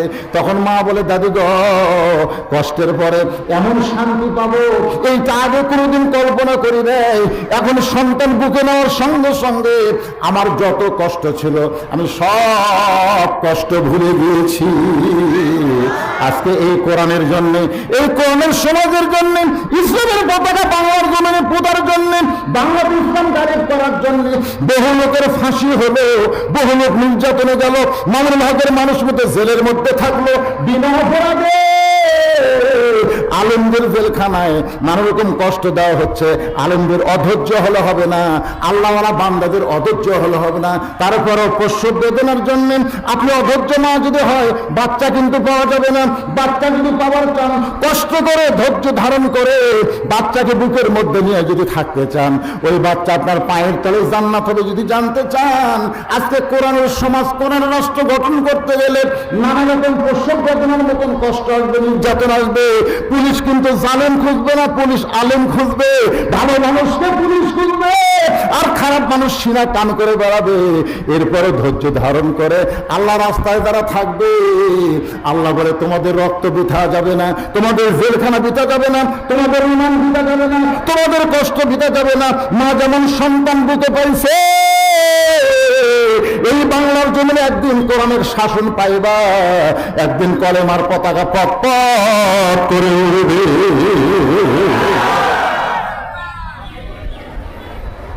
আপনাদেরকে শেষের দিকে একটা কথা বলি, মসজিদের জন্য মাহফিল। কোরআন শরীফে 5টা মসজিদের খবর পাওয়া গেছে, তার মধ্যে 2টা মসজিদের নাম একসাথে আছে। 2টা মসজিদ, কয়টা? সুবহানাল্লাযী আসরা বিআবদিহি লাইলাম মিনাল মাসজিদিল হারাম ইলাল মাসজিদিল আকসা। আপনি বলেন যে মসজিদে হারাম কোনটা? এ ভাই, আপনারা মসজিদ বানাচ্ছেন না, মসজিদ বানাবেন না? এই কমিটির লোকরা কোথায়? মসজিদ বানাবেন না, ভাঙ্গা মসজিদ চাঙ্গা করবেন না। তো এখানে 2টা মসজিদের কথা আছে, একটা হলো মসজিদে হারাম। মসজিদে হারাম কোনটা? হ্যাঁ, কাবা ঘর। আর বাইতুল মুকাদ্দাস কোনটা? মসজিদে আকসা। 2 মসজিদ কার? কথা কয় না। এই কোরআনে একটা সূরা আছে, নাম হলো সূরা ফিল। আপনারা কি বিশ্বাস করেন? সূরা ফিলকে আপনারা বিশ্বাস করেন? আলাম তারা কাইফা ফাআলা রাব্বুকা বিআসহাবিল ফিল আলাম ইয়াজআল কাইদাহুম ফি তাদলিল ওয়া আরসালা আলাইহিম তায়রান আবাবিল। আব্রাহা বাদশাহ কাবাঘর ধ্বংস করতে এসেছিল, আবাবিল পাখি দিয়ে আল্লাহ কাবাঘর হেফাজত করলো, আব্রাহা বাদশাকে ধ্বংস করে দিল। যেরকম কথা ঠিক কিনা? হস্তি বাহিনী ধ্বংস হয়ে গেল। তাহলে কাবাঘর রক্ষা করার জন্য আল্লাহ যদি আবাবিল পাখি পাঠায় দেয়, বাইতুল মুকাদ্দাস ইহুদিরা দখল করতে চায়, ওইখানে আল্লাহ কোনো আবাবিল পাঠায় না। এ পর্যন্ত 32,000 মুসলমানকে ওরা হত্যা করলো। আপনারা বলেন তো কারণ কি? কি কারণ? আল্লাহর পাওয়ার কি কমে গেছে নাকি? আমেরিকার পরমাণু বোমার কাছে আল্লাহর পাওয়ার নাই? ইসরায়েলের অস্ত্রের কাছে আল্লাহর পাওয়ার নাই? সেদিন ইরান যখন অংশগ্রহণ করছে, তখন অনেকে বলতেছে ইরান যখন ফিলিস্তিনের পক্ষে আছে আর টেনশন নেই। কত বড় মুখ হারাম। বলা লাগবে আল্লাহ যখন ফিলিস্তিনের সাথে আছে আর কোনো টেনশন নাই। ইরান দিয়ে, ভারত দিয়ে, আমেরিকা দিয়ে কাউকে সাহায্যকারী বলবো না। মুসলমান জানি মুসলিম ও ফাতহুনকারী অবশ্যই মুমিনিন করে তার কথা ঠিক কিনা? কারণ কি? আপনারা কি এটা বিশ্বাস করেন যে আবাবিল পাখি আছে? বিশ্বাস করেন? আব্রাহা বাদশাকে আল্লাহ, হস্তি বাহিনীকে আল্লাহ ধ্বংস করে দিচ্ছে, এটা কি বিশ্বাস করেন? তো তাহলে কাবা ঘর যার, বাইতুল মুকাদ্দাস তার। তো কাবা ঘর দখল করতে আসলে সেটা ধ্বংস হয়ে যায়, আর বাইতুল মুকাদ্দাসের মধ্যে বুট পায়ে, জুতা পায়ে নাপাক অবস্থায় ঘুরতেছে, আল্লাহ কিছুই কয় না। কারণ কি? কারণ কি? কারণ কি শুনবেন? বলবো? হুজুরের দিকে যা দেখতেছেন না ওই সাইডে, ওইগুলো সব আমার। ওই সাইডে যা দেখতেছেন ওটাও আমার। পিছন দিকে যা দেখতেছেন আমার বাচ্চা স্যার। সামনে যা দেখতেছেন এগুলো আমাকে কয় ভাইয়ের। এলাকার পাও দেওয়ার জায়গা কারো নেই। তো বলতেছে সবই কিন্তু তোমাকে ভাই আল্লাহ। তখন বলে হুজুর আল্লাহটা দেখতে গেলে 2 মিনিট হাঁটা লাগবে। কয় মিনিট? 2 মিনিট হাঁটার পরে মসজিদের কাছে গিয়ে বলতে হুজুর এখানে আল্লাহর কিছু ছিল না, আমার চাই 10 শতক আল্লাহ দান করছে, আর আমরা টাকা পয়সা আল্লাহ ঘর বানিয়ে দিছি। ফেরেশতাকে আল্লাহ দেশের নাম কি? যে দেশে তোমার কিছু নেই, ওর চাচা দান করলে তোমার জায়গা হয়, আর ওরা ঘর বানিয়ে দিলে তোমার ঘর হয়। এই দেশের নাম কি? আল্লাহ বলতেছে এটাই হলো ফেরাউনি বাংলাদেশ। ওই দেশে আমি আল্লাহর কিছু নাই রে, সব ওরকে। আজকে দেখেন 5 তলা 7 তলা বিল্ডিং বাড়ি আছে না নাই? আপনাকে 5 বিয়ে আছে না নাই?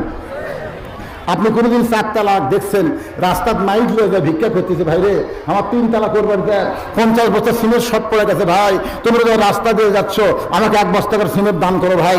কেউ বসে কোনোদিন দেখছেন? ওই ভিক্ষা ছাড়াই যদি 5 তলা বাড়ি করতে পারে, ওই লোকের কাছে মসজিদের জন্য গেছেন, ভাই মসজিদের কাম করতে যে আমাকে 5 বস্তা সিমেন্ট লাগবে পারে। তখন বলছি যে ভাই হাত খুব শর্ট, আমার হাত খুবই শর্ট ভাই। ওই ওর ঘর বানাতে শর্ট নাই, আল্লাহর ঘরে যদি চাচ্ছেন তো শর্ট ভাই। আপনারা বলেন তো, আপনারা সত্যি করে অন্তর থেকে বলেন, ওই বাইতুল ইনসান ওর বাসা বানাতে কোনোদিন ভিক্ষা করে না, আল্লাহর ঘরের জন্য ভিক্ষা করে। এর মধ্যে কারণ আছে না নাই? এই কতক্ষণ কারণ আছে না নাই? হ্যাঁ, আপনি 3 তলা 7 তলা বাড়ি একলাই করতে পারেন, আর মসজিদ করবার গেলে 10-এর ভিক্ষা লাগে। কারণ কি? কারণ একটাই, কাবা ঘর আল্লাহ ধ্বংসের হাত থেকে আবাবিল পাখিটা বাঁচাই দিছে।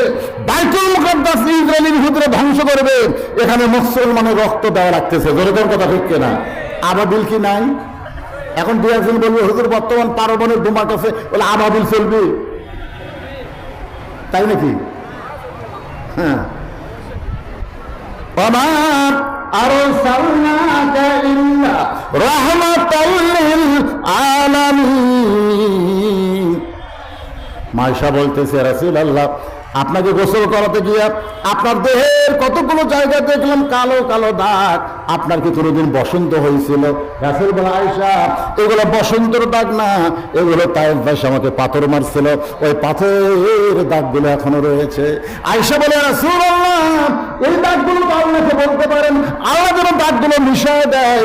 রাসূল বলে আয়েশা রে এই দাগ না হাসরের ময়দানে লাবো, আমার যে সমস্ত উম্মতেরা এরকম দাগ নিয়ে হাসরের ময়দানে আমি তাদের সঙ্গে করে জান্নাতে নিয়ে যাব। কিসের দাগ? আপনার দেহের মধ্যে একটু দাগ তো হওয়ার দরকার আছে না? যেরকম আছে না? আজকে মুসলমান নবীর উম্মত, নবী দোয়া করেছেন আল্লাহ যে তায়েফ আমাকে পাথর মারলো, ওই তায়েফবাসীকে তুমি ধ্বংস করো না, তুমি তাদেরকে হেদায়েত দাও। সেই দিন থেকে আল্লাহ তাআলা গজব বন্ধ করে দিছে, আবাবিল বন্ধ করে দিছে। কারণ নবী যারা নবীকে পাথর মারছে তাদের হেদায়েত চাইছে। আজকে যারাই বাইতুল মুকাদ্দাসকে নাফাক করতেছে নবী তাদের হেদায়েত কামনা করছে। কথা বল না কেন? যদি কপালে না থাকে, ইমাম মেহেদী আলাইহিস সালাম আসতেছে, কপালে যদি না থাকে চতুর্থ আসমান ঈসা আলাইহিস সালাম থাকবে না, তাকে আল্লাহ পাঠায় দিবে। জোরে কোন কথা ঠিক কিনা? রক্তের বন্যা হবে, সে বন্যায় লক্ষ লক্ষ মুসলমানের শহীদ হবে, জান্নাতে যাবে। তারপরে সামান্য মুসলমান ওই কাফের বেঈমানদের সঙ্গে যুদ্ধ হবে, ওই যুদ্ধের নেতা হবে ইমাম মেহেদী, প্রধান সেনাপতি হবে ঈসা আলাইহিস সালাম, মুসলমানের বিজয় হবে। আল্লাহ একদিন গোটা পৃথিবীকে আবার মুসলমানের পায়ের তলায় দিয়ে দেবে। সেদিন মেয়েরা যেমন উকুন বাসে, উকুন উকুন উকুন বাসা বোঝেন, এক মেয়ে আর এক মেয়ের মাথায় উকুন বাসে না, সেদিন কাফের বেঈমানকে উকুন বাসার মতন খোঁজা হবে। বলা হবে ওই পাহাড়ের গর্তে আছে, ওই পাহাড়ের গর্ত থেকে টানা বার করে তাদেরকে হত্যা করা হবে। এরকম গোটা পৃথিবী বেঈমান মুক্ত পৃথিবী হবে। আবার মুসলমানকে আল্লাহ গোটা পৃথিবী দিয়ে দিবে, তার আগে রক্ত দেওয়া লাগবে। জয়করণ কথা ঠিক কিনা? নানা রকম বিপদ আপদ মুসিবতের পরীক্ষা হবে। সবর, এরকম অবস্থায় ধৈর্য ধারণ করবে। যেরকম আজকে আমার মাহফিলে আমরা গরমের মধ্যে শরীর ঘাম হয়ে গেছে, তারপরে ধৈর্য ধারণ করে আল্লাহর কোরআনের কথাগুলো শুনেছি। আমি নিয়ত করেছিলাম দীর্ঘ সময় আপনাদের সামনে কথা বলবো, কিন্তু কঠিন গরমের কারণে আমার ভিতরটাই অস্থির অস্থির লাগতেছে। এবং আপনাদেরকে আমি এই যা বললাম সূরা আসর থেকে, বক্তা এবং শ্রোতা সকলকে আল্লাহ যেন আমল করার তৌফিক দান করে। সকলে বলে আল্লাহুম্মা আমিন। আস্তাগফিরুল্লাহ আল্লাযী লা ইলাহা ইল্লা হুয়াল হাইয়ুল কাইয়্যুম ওয়া আতুবু ইলাইহি। আল্লাহুম্মা সাল্লি আলা মুহাম্মাদ ওয়া আলা আলি সাল্লি আলা মুহাম্মাদ। ভাইজান, যা শুনছি আমরা খালি শুনবো না, বাস্তব যেন আমল করব। আল্লাহ যেন আমাদেরকে তৌফিক দেয়। যেরকম আমিন।